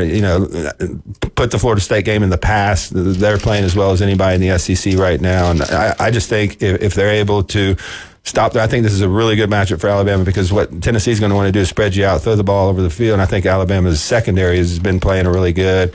The rush defense is still a little suspect, but I don't think Tennessee's going to line up and just run right at them. We got to play, and they interviewed the board. And he said, "We got to show fans, got to show up." And they will. That game is always crazy. We took the girls, Jerry Mariah and the girls, to the 2 years ago there. I think it was Saban's last. Yeah, Saban was there. It was his last game versus Tennessee. It was a 2:30 kickoff, and it was something else.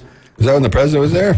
Yeah, no, he was there for the LSU game. Oh yeah, okay. Not this one. But anyway, this is a big football game. Can't wait. Hopefully we'll get a big win. Bama in the AP poll now is ranked number 6 in the country. Honestly, I don't know that's just my opinion. My top 5, I wrote them down, and I'll go over them a little bit. Ohio State's number 1 in the USA coaches poll. Bama's also 6th in it. Let me ask you this. Ohio State can lose 2 more games and get in. Indiana, believe it or not, I never thought I'd say this. They can lose 2 games and still get in. They got a good ball club. Oregon can lose 1 more, and that's it. Illinois is out. They've got 2 losses. They're out. Miami, I think they could probably lose 2 and get in. I wouldn't say that early in the year. I think that now. Virginia's lost 1. Can they afford to lose another one, Virginia? No, you wouldn't think absolutely so. I not. don't think so. Georgia Tech, they've lost one game. Can they afford to lose? All right, I think they're undefeated. They're undefeated. Yeah. Georgia Tech's Okay, can they lose 2 and get in, or does it have to be 1? I think the ACC is a one-team playoff unless, there's 2 teams with 1 loss or, say Miami goes to the championship game and loses. That's the only way I see them getting 2 teams there. Well, you got Georgia Tech and Miami. Right. But I don't think Georgia Tech's that good. Notre They Dame's should have lost already Wake got Forest. 2 losses, and they're going to get in because sure. they are. They got to win the USC this weekend. They got to win out. Yeah, they lose another one, they're going. I would think. Yeah. Unless things get crazy. With Indiana's schedule that's remaining, if they lose 2 games, they're not in. Now, Alabama's already lost to FSU. They lose 2 more, they're done. They got to win out. And I say this, let's say they do win out, and then they get Georgia. No, let's take it back. We lose to Tennessee. We win out. We're 10-2, but we go play for the SEC championship. We lose to Georgia in a rematch, and Georgia doesn't lose another game. Do they penalize us for playing that extra game and having 3 losses? We're 10-3. We don't get to go, or do we get to go? According to what I understand, they're not going to penalize teams that are already in that play in the championship games. Now, if you're on the outside looking in, that's a different story. But it's going to be unfair if you play the championship game and you got 3 teams sitting at home that don't even have it to risk playing a game and lose, to penalize them for playing in a championship game. I don't think they're going to do that at all. Okay. Real quick, we got to get into Auburn, but I did want to give you my top 5, and it's a little, I think it might be the same as one of them. I was just thinking about it and wrote it down before they came out. I got Ohio State number 1. I got Miami number 2, and I almost put Indiana at number 2. I got Indiana number 3, Texas A&M number 4, and I put Ole Miss number 5. I didn't feel good about that one where they play against Washington, but they're undefeated, so I put them at number 5. It gets really muddy after that number 4 spot, man. Yeah. I mean, there's a lot of teams that are 1 loss, 2 losses that are really good, that are also got holes. Who's number 2? Is Miami number 2 or Indiana? I give it to Miami. That Notre Dame win was a huge win for me. To me, that was the best win of the 3 teams there. Going to Oregon is a good win, too. So, but I think Miami's proven more over the years. South Florida is a big win for them as well. If you have any problem, anytime, day or night, heating or cooling, you call Stevenson Air Conditioning. If your power bill is going to the roof, you call Stevenson Air Conditioning. Get it serviced. It's going to run better. It's going to save you money on your power bill. If you got an old one, you got to get rid of it. Your power bill is going to stay high. It's going to run all day and all night. It's not going to cool it. It's not going to warm it. And you're just wasting money. Get a new one over a period of time and it pay for itself. Don't go anybody but Stevenson Air Conditioning. Don't go, you see these companies on TV, Nashville and all this kind of stuff. Don't waste your time with that. Go somebody you can trust. That's Stevenson Air Conditioning. They are by far the best out there. Just like J. Michael's Restaurant, number 1, best seafood, ice cold beer, today's special, black beans, quesadilla. Go check it out. We think you'll love it. The best burgers, pork chops, steaks, seafood, and they've been packed out. It's like every day has been packed. That's crazy. I think we had a big group on the beach this weekend. The legendary J. Michaels. And if we're looking for jewelry, let's go see Russ and Amber. They're great people. It's as easy as going out to Lynn Haven to 830 Highway 77. Get your jewelry inspected, get a free cleaning, and I'll know Christmas 72 days away. You might think the jewelry's expensive, but they have got a bunch of stuff left over from the estate sales, and that stuff can be had for a very low price. David Adamson Design. How many more days to Christmas? 72. All right, we'll be right back. 104.3 ESPN Northwest Florida. War Eagle.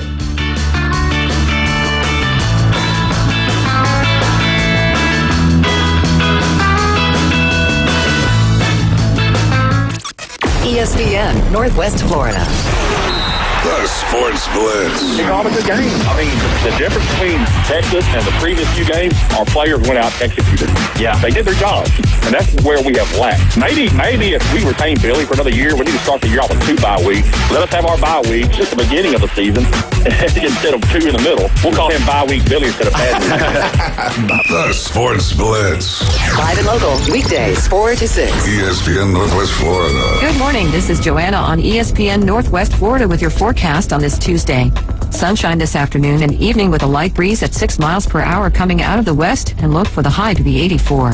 Tonight, there will be clear skies with a temperature reaching 67 and a light breeze. Sunny tomorrow with a wind around 7 miles per hour and the high of 85. Thursday, we'll have a high of 82 and sunshine. This weather is brought to you by Earthworks of Northwest Florida. Thank you for tuning into ESPN Northwest Florida. Rely on it.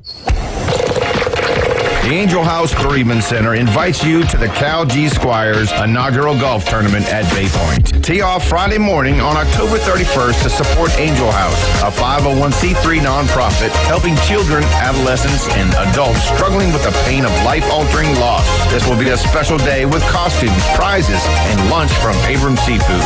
To sign up or get more information, go to the Angel House Bereavement Center Facebook page or angelhousebci.org. Reliable Copy Products is proud to be the exclusive dealer in Northwest Florida for Kyocera office equipment. Reliable Copy Products has been committed to providing professional, personalized service for the last 35 years. They understand that the right equipment does not always fall within today's budget requirements, so they offer several options for the equipment you need today for the growth you expect tomorrow. Call James Mothers at 784-6601. 784-6601. Reliable Copy Products on Harrison Avenue, just north of Bay High School.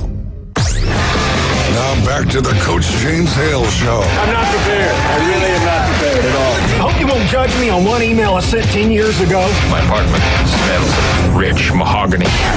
Live from the J. Michael Studio. 104.3 ESPN Northwest Florida. Whoa!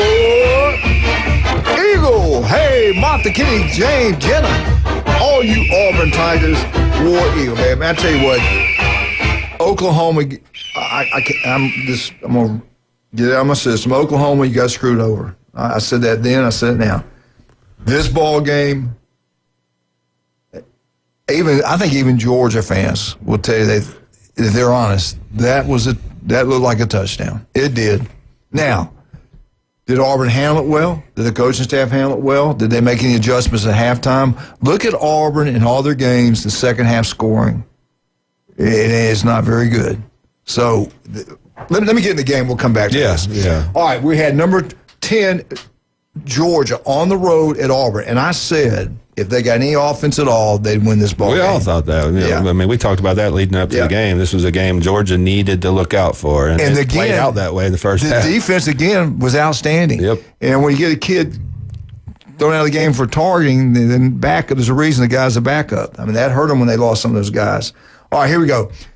Georgia now is 5-1, 3-1 in the SEC. Auburn drops to 3-3 overall, 0-3 in the SEC. The no fumble, no touchdown. I'll get back to that in a minute. All right, Georgia had total offense, 296 yards.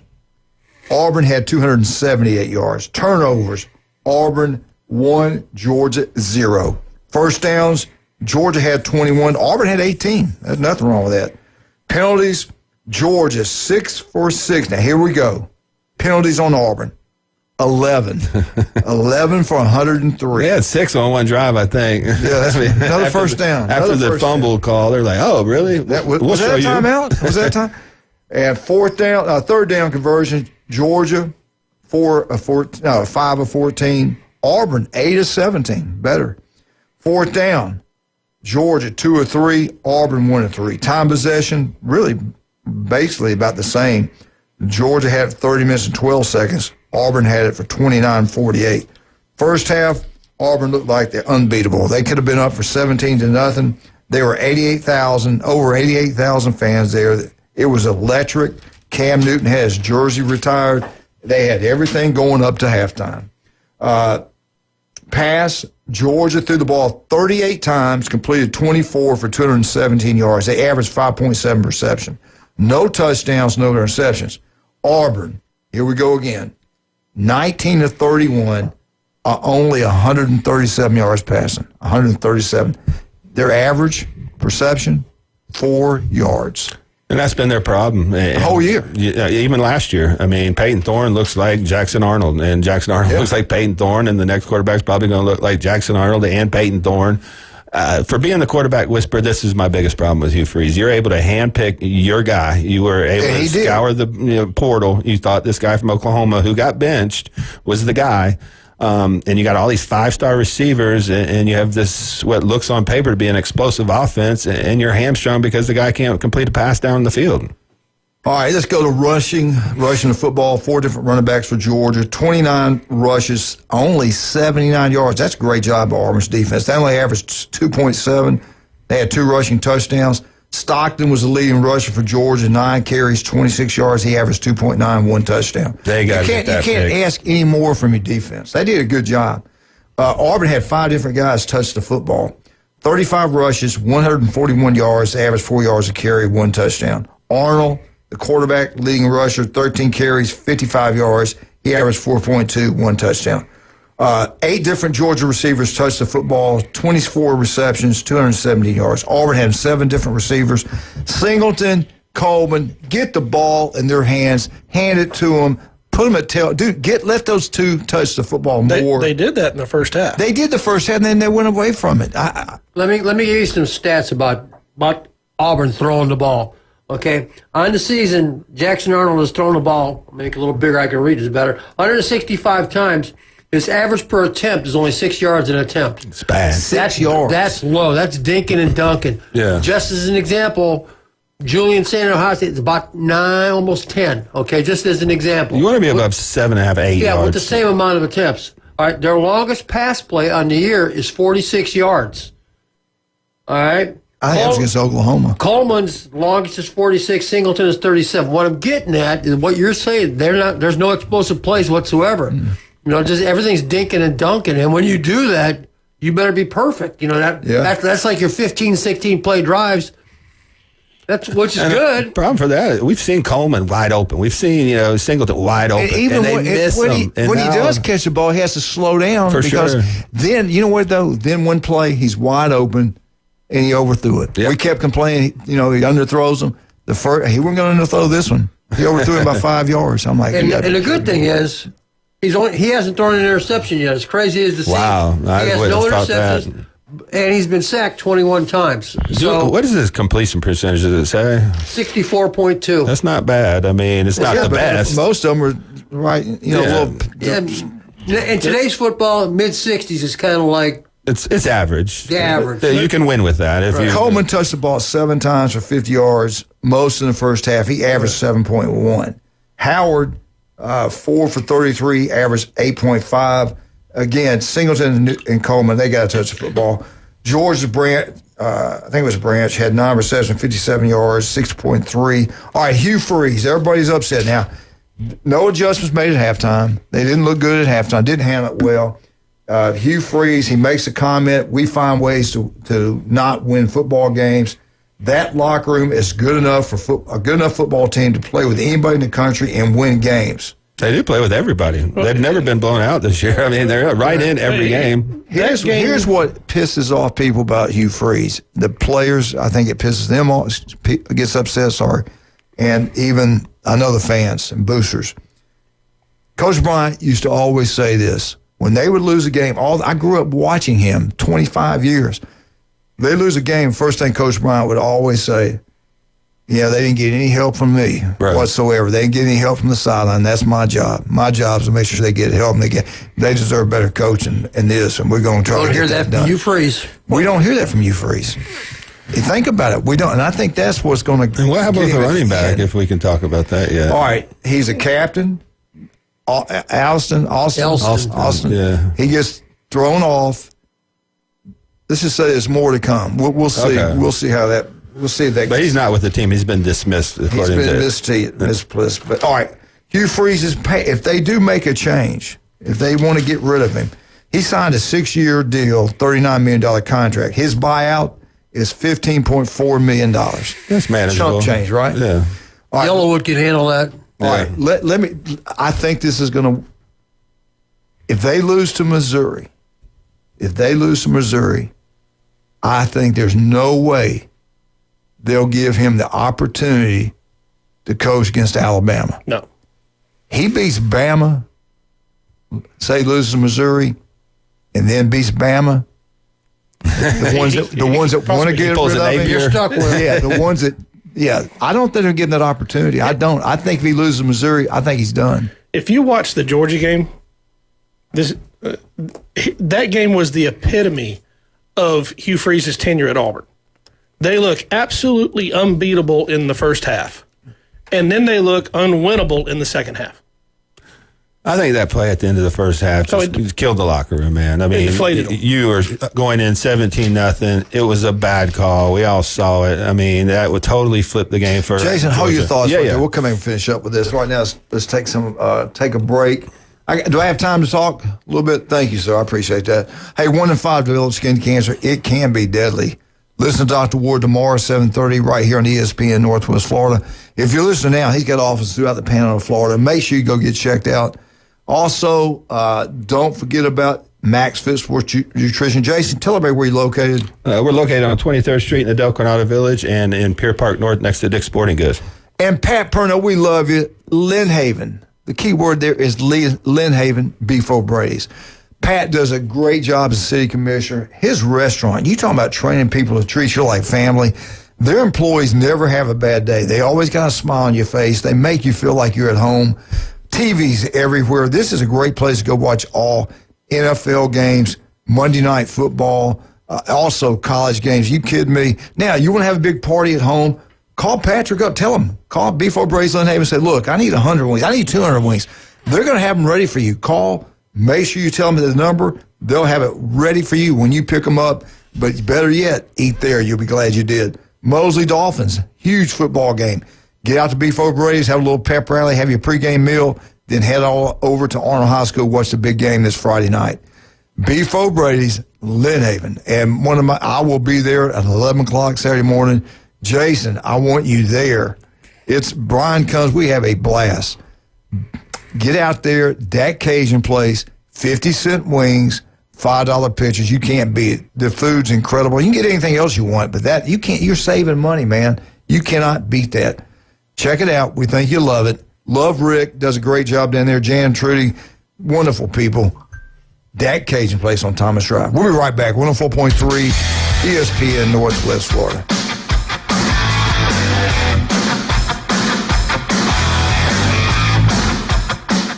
You're home for the NFL.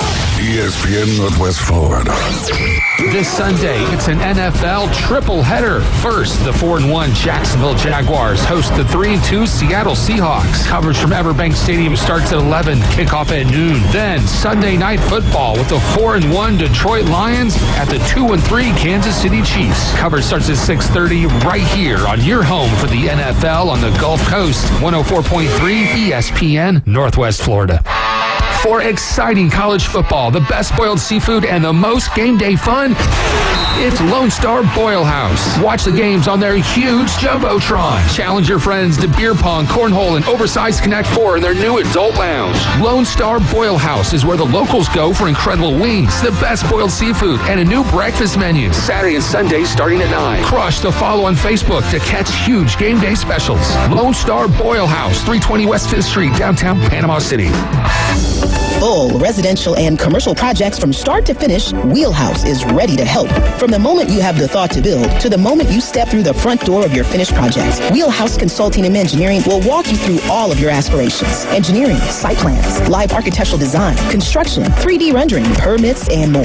Wheelhouse Consulting and Engineering, 850-896-6597. That's 850-896-6597. And online at wheelhousedba.com. Are you looking to invest in rare coins and precious metals? Well, look no further. Coin and Bullion Reserves is Bay County's trusted source for rare coins and precious metals. Located in the heart of Panama City, our showroom is stocked with a vast selection of gold and silver bullion, rare coins, and currency. Whether you're just starting out or you're a seasoned collector, we have what you're looking for. Our sales staff has over 50 years of experience to help guide you through your purchase.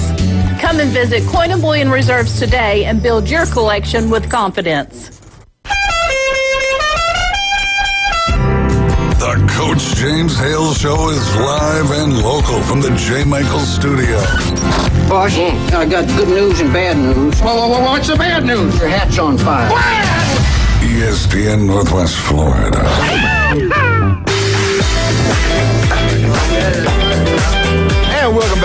94.3 ESPN Northwest Florida. Patrick with us today, Jim. Jason Kovalevsky, of course, Wildcat behind the glass there, does a great job like he always does. SEC, they want Auburn officials want action taken. The officiating that took the spotlight, it wasn't about the players. It definitely was about the officials. It appeared Auburn scored a touchdown. Auburn would have been up 17-0 at halftime. But no TD. It was a fumble. And here's the deal. Kirby was smart. I saw he told his player, take it. He ran the ball all the way to the end zone, touchdown. They went back, and the announcers go, listen. There's no whistle being blown. They go, listen. You couldn't hear a whistle. You could look the official. There was no whistle blown. I don't think. I didn't hear it, and the official didn't think it. So it should. If it was a fumble, it should have been Georgia's touchdown. No, they didn't do that right. They give the ball to Georgia. Georgia drives the length of the field. They get a score. Then it appeared that Georgia had committed a delay of game penalty in the fourth quarter, up 13-10. Kirby Smart made the signal for a timeout. Well, that's arguable. Kind of. And then he argued, no, he was clapping. Clap on, clap off. The officials decided this was as bad as the other one. It made the other one worse because there you go. You know what I'm saying? It just spiraled out of control after this. Yeah, they decide. They listen to what Kirby said. Oh, okay. Oh, is that what you meant? That's what you meant. Okay. No timeout charged to Georgia. No delay of game. Let's reset the clock for 25 seconds. With 1 second left on the play clock. Anything else you want, Kirby? Here's the thing that's frustrating about this. It's like a first down too, sir. As a former coach, okay, obviously Auburn got the bad end of that stick. Yeah. Okay, there's no question. So after the fact, after you lose the game, and those calls didn't help your effort at all. And, you guys were bad. You made mistakes. Okay, that's wonderful. That's great, but we still lost. Right. Your inability to make the right call cost us to lose. So, okay, great. You get slapped on the wrist, but we get a loss, and my butt gets fired. Same way as Oklahoma. Yeah. You throw those two games together, they're 5-1. Hey, Auburn's got a good football team. They're not bad. They're not an 0-3 team. No, they're an SEC They're play. a quarterback away from being undefeated. Let's be honest. I mean, they just can't get the quarterback spot right for whatever reason. You know, I don't know if it's selection, evaluation, development. Back in there. Hey, if they had Tennessee's quarterback, they're undefeated. Yeah, they're undefeated. If they have Alabama's quarterback, they're undefeated. They're undefeated. I mean, there's a lot of quarterbacks that he just made the wrong choice. Yeah.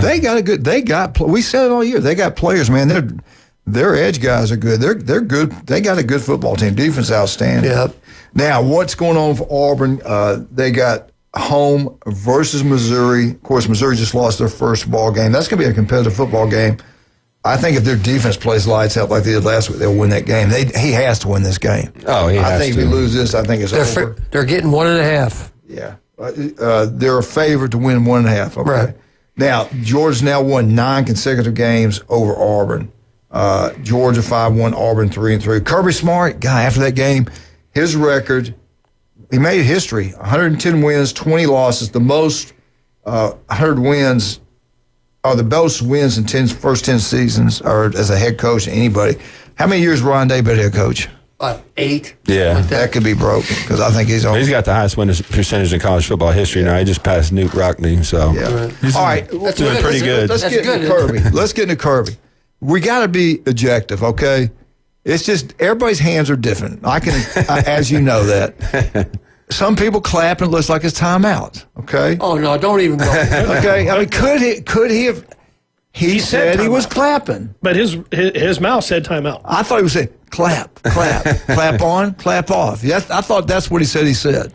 You're saying he said timeout. Timeout is French for clapping.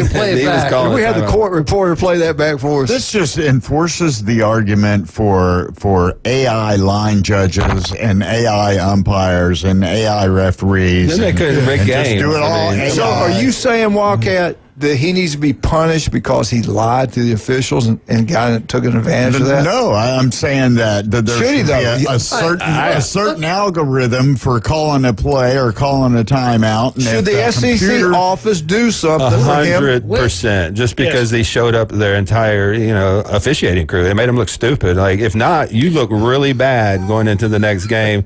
I don't care if it's even a $20,000 fine. You got to do something. I mean, that was a bad look for Kirby, in my opinion. Yeah, that was bad. But before the show, before you guys got here, we talked about this, and he brought up something. Okay, let's look back at the facts. Okay, the 2022 season, Marvin Harrison gets decapitated, no call, everything's good. Well, they reversed it. There was a call in the play, unfortunately. Oh yeah, it got reversed. Yeah. Who benefited by that, Kirby? Yeah.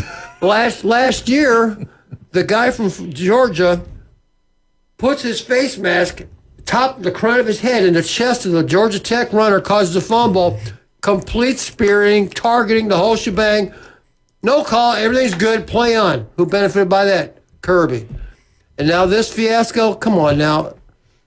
This one was once, three times in three. But here's what nobody's talking about. Come on now. So you go after the fumble that they don't call a touchdown. On that drive, they stop play 3 times. 3 times. That gives Georgia basically a timeout after first downs instead of restopping the ball. Oh, we're going to review the spot. When is the last time you saw something? That one in there? Yeah. Not only that, I think they had 5 penalties against Auburn on that drive that extended the drive. I mean, they had 2 personal fouls. Yeah, I don't know. Is there something to it? Well, what about the targeting? That it was targeting. They didn't even replay it. I thought all targeting were reviewed. It was, but they were reviewing for a catch. And then the review said, oh, wait, we see a targeting. And they started looking at this targeting. In addition to. But they never showed the replay. They never showed if it was targeting. And I'm watching that, and the defender never left his feet. He turns kind of sideways. Yes, he does hit him, but Georgia's quarterback had jumped in the air to throw the pass, and he lands on top of the guy. Right. With targeting, I understand the way the rule is written, but there has to be an intent part of it too. They have to launch. I mean, he never left his feet. Yeah, it wasn't a launching motion, but let's just say Georgia calls went their way. Kirby's just living right, man. Kirby's the man. He is the man. He won. You got to give it to him. But take all that out. It was a great game. Auburn had a great game plan for half. But what were the adjustments at halftime? You go watch Georgia play all year. Tennessee game. They came out, looked like a different team in the second. They made adjustments. Against Alabama, they came out, they made adjustments. Against Auburn, they came out, they made adjustments. Where were the adjustments for? I mean, we got to be, I like Hugh Freeze, he's a Southern Mississippi graduate. But you go back to all these games, Texas A&M, Oklahoma, Auburn, Georgia game. Where are the adjustments for Auburn? Their problems are definitely offense. You look at their schedule. Their last 3 games, they scored 17, 10, and 10. Come on now. It's hard to win with that. Yeah, unless you're shutting them out, that's hard to win. Did y'all see the halftime interview with Freeze? Yeah.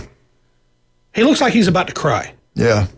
I would be too after that call. I mean, there's a difference between the way he looked and being extremely mad.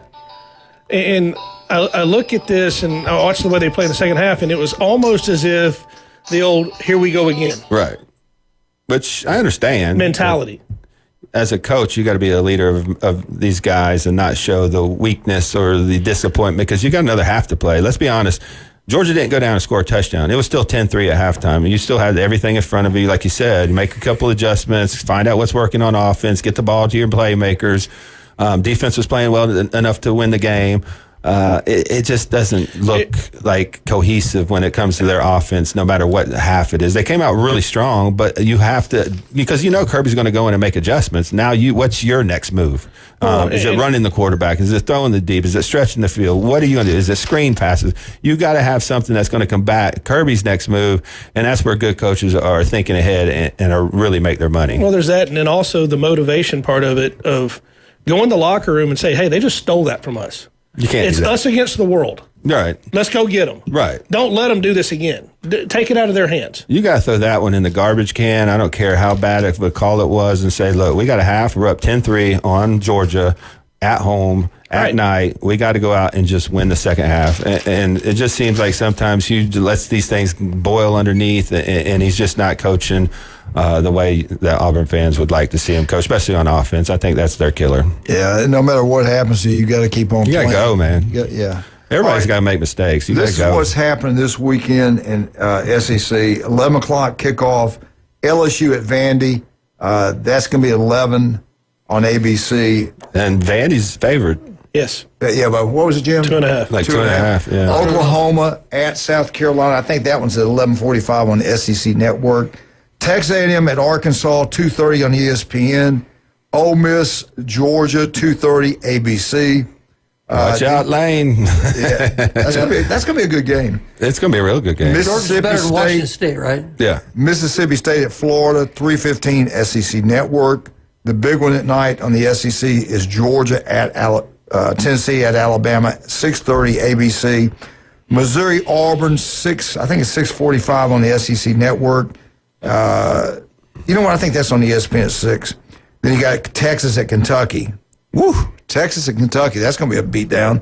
That game will be on the SEC Network. Texas is back. That's your lineup. And, of course, you can listen to Auburn right here on 104.3 ESPN Northwest Florida. All right, let's take a break. We'll come back and finish up for the day. Appreciate you guys listening. Jason Kowaleski, Patrick are both in here. Pat, we'll start with you. My yard looks like a golf course thanks to you. I don't have bugs in it. If you're worried about bugs getting in your house, you're worried about your yard looking terrible, Patrick can take care of both those. Locals taking care of locals. Patrick, what's the best way to get up with you? Well, we're Turf Pro Pest Control. We're your local turf and pest control experts. Look us up on Facebook at Turf Pro PC. You can call us on our local number at 850-890-5820. And do you want to look better, feel better? If you got a son or daughter trying to get and it's so competitive now, get any kind of scholarship in any sport, Jason Kowaleski can help you in that way. They're located on 23rd Street and Pier Park. I love the one in Pier Park, by the way. Jason, how they get up with you and what's going on? Can you try it before you buy it? Yeah, so we got 2 great locations. Both locations have our InBody 570, which is a full body composition analyzer, which is like a DEXA scan, so you can track your results with skeletal muscle, percent body fat. We also have a free sample bar at both locations, so if you want to come in, try out protein, pre-workouts, and vitamins, things that we're able to sample out, you can try it before you buy it. That way you don't get a product that you're never going to use. But we're on 23rd Street in the Del Coronado Village and in Pier Park North next to Dick's Sporting Goods. All right, we'll be right back. 104.3 ESPN Northwest Florida.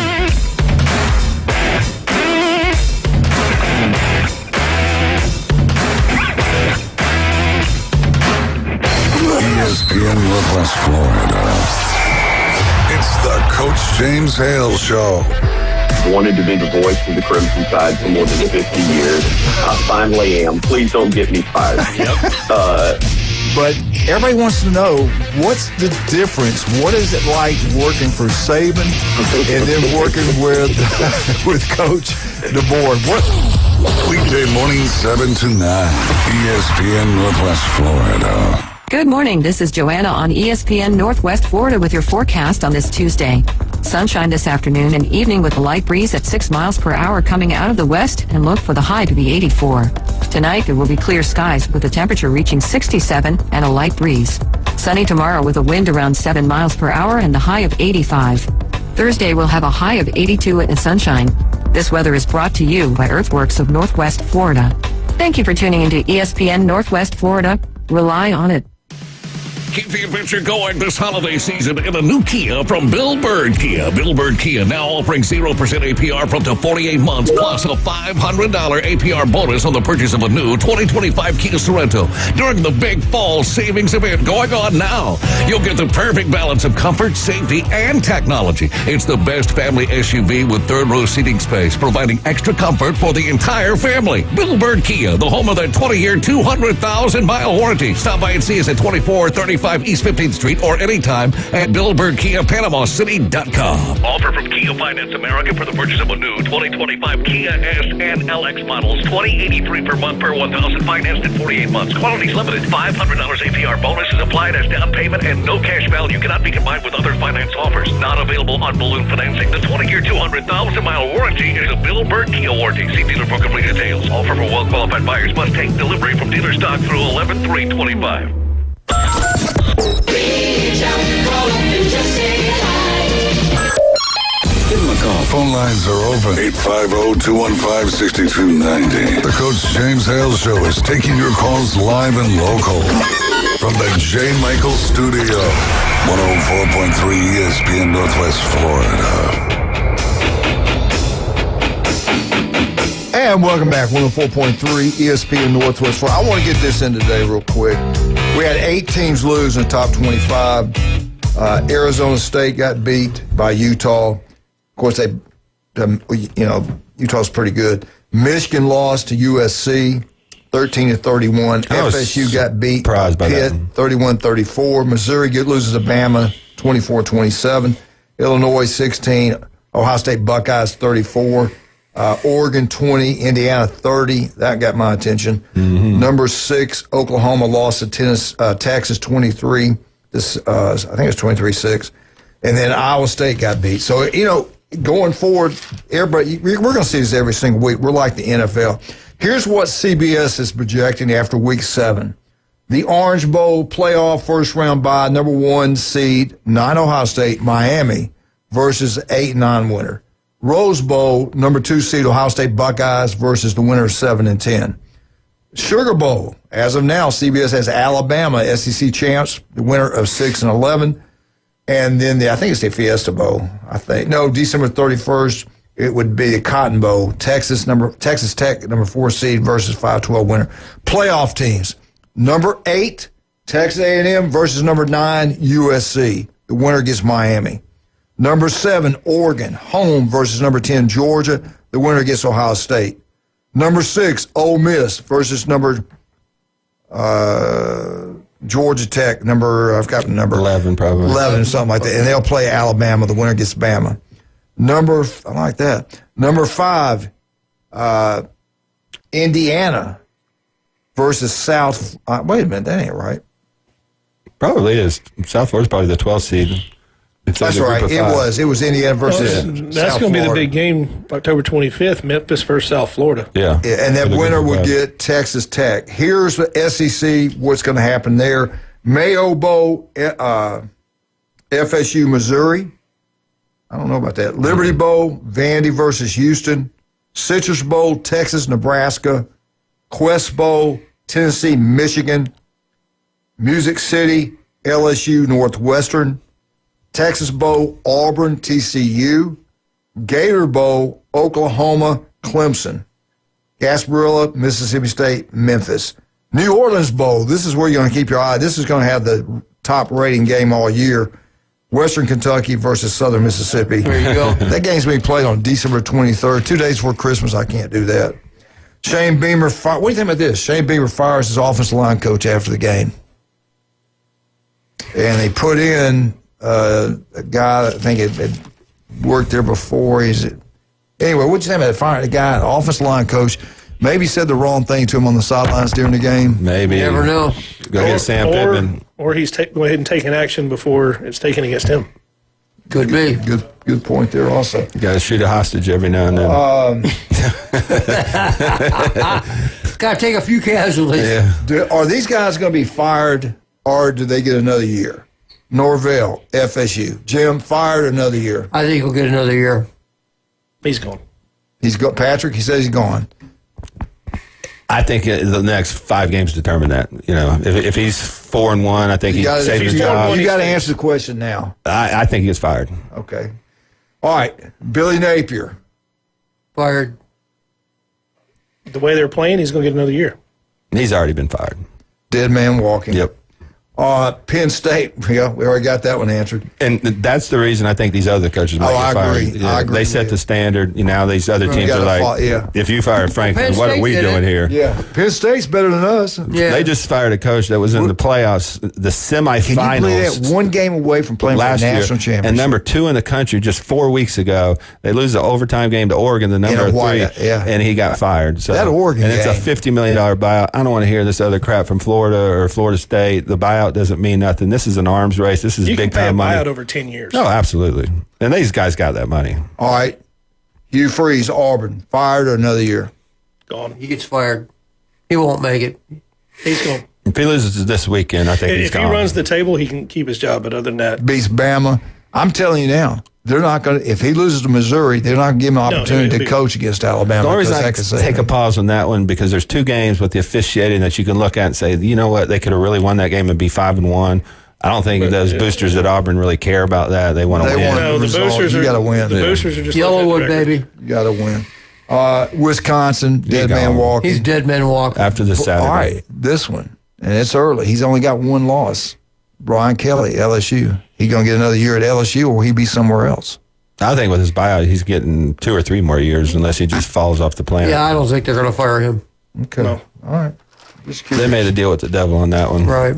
Give me your top 5 right now. Ohio. There's no order except for number 1. Ohio State, Indiana, Miami.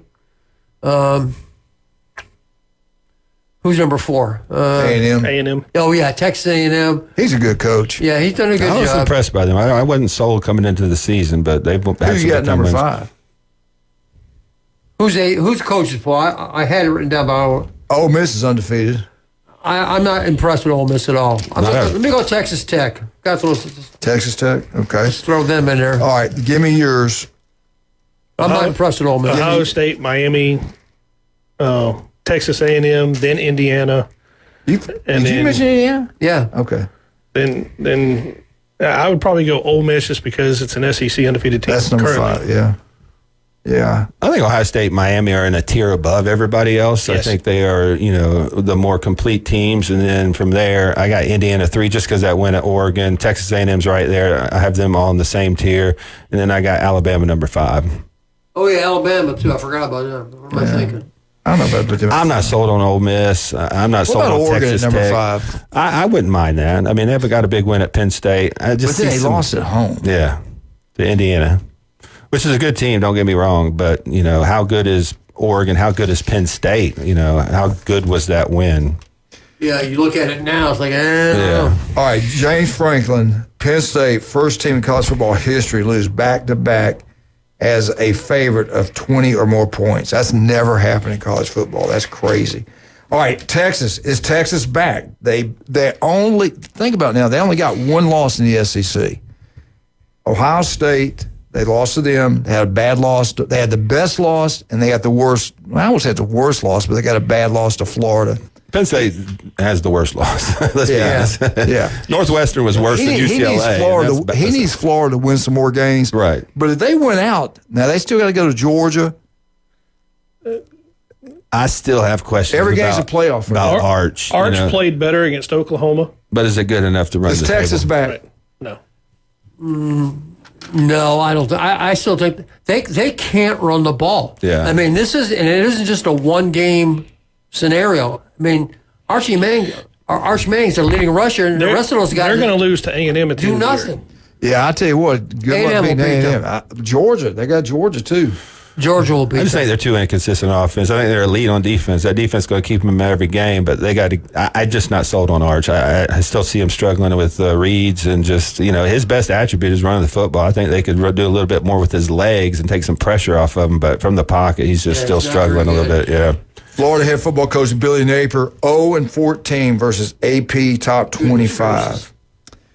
He is 1-18 versus top 25 as a head football coach. 1-18. And they got some big Florida games coming at up. Ole Miss, Florida versus Georgia. Next couple games. Good luck. Yeah. Does he make it through the season? Well, it saves money if they keep him. But I think with Penn, they're the school to me that got affected the most by Franklin getting fired at Penn State, because now they're in a race. If there's one name you're targeting, and now that Penn State job's opening, which may be a better job, it's up for debate. I know Florida's got a better recruiting base. But now with that job open, I think Florida's decision making up. I think you're exactly right. Real quick, tell us where you're located. Name of your business, please, sir. 23rd Street, Max Fit Sports Nutrition, Sanford Bar, InBody 570. We've got a lot of great products. Transparent Labs, 15% off through the end of the month. And in Pier Park North, next to Dick's Sporting Goods. Patrick, let's do it. Where you at? Name of the company, where you're at. Turf Pro Pest Control. Find us on Facebook at Turf Pro PC. That was 30 seconds. No, that was 30. Jim Bob, we'll see you Friday. Patrick, see you Monday. Yes, sir. Jason, Friday.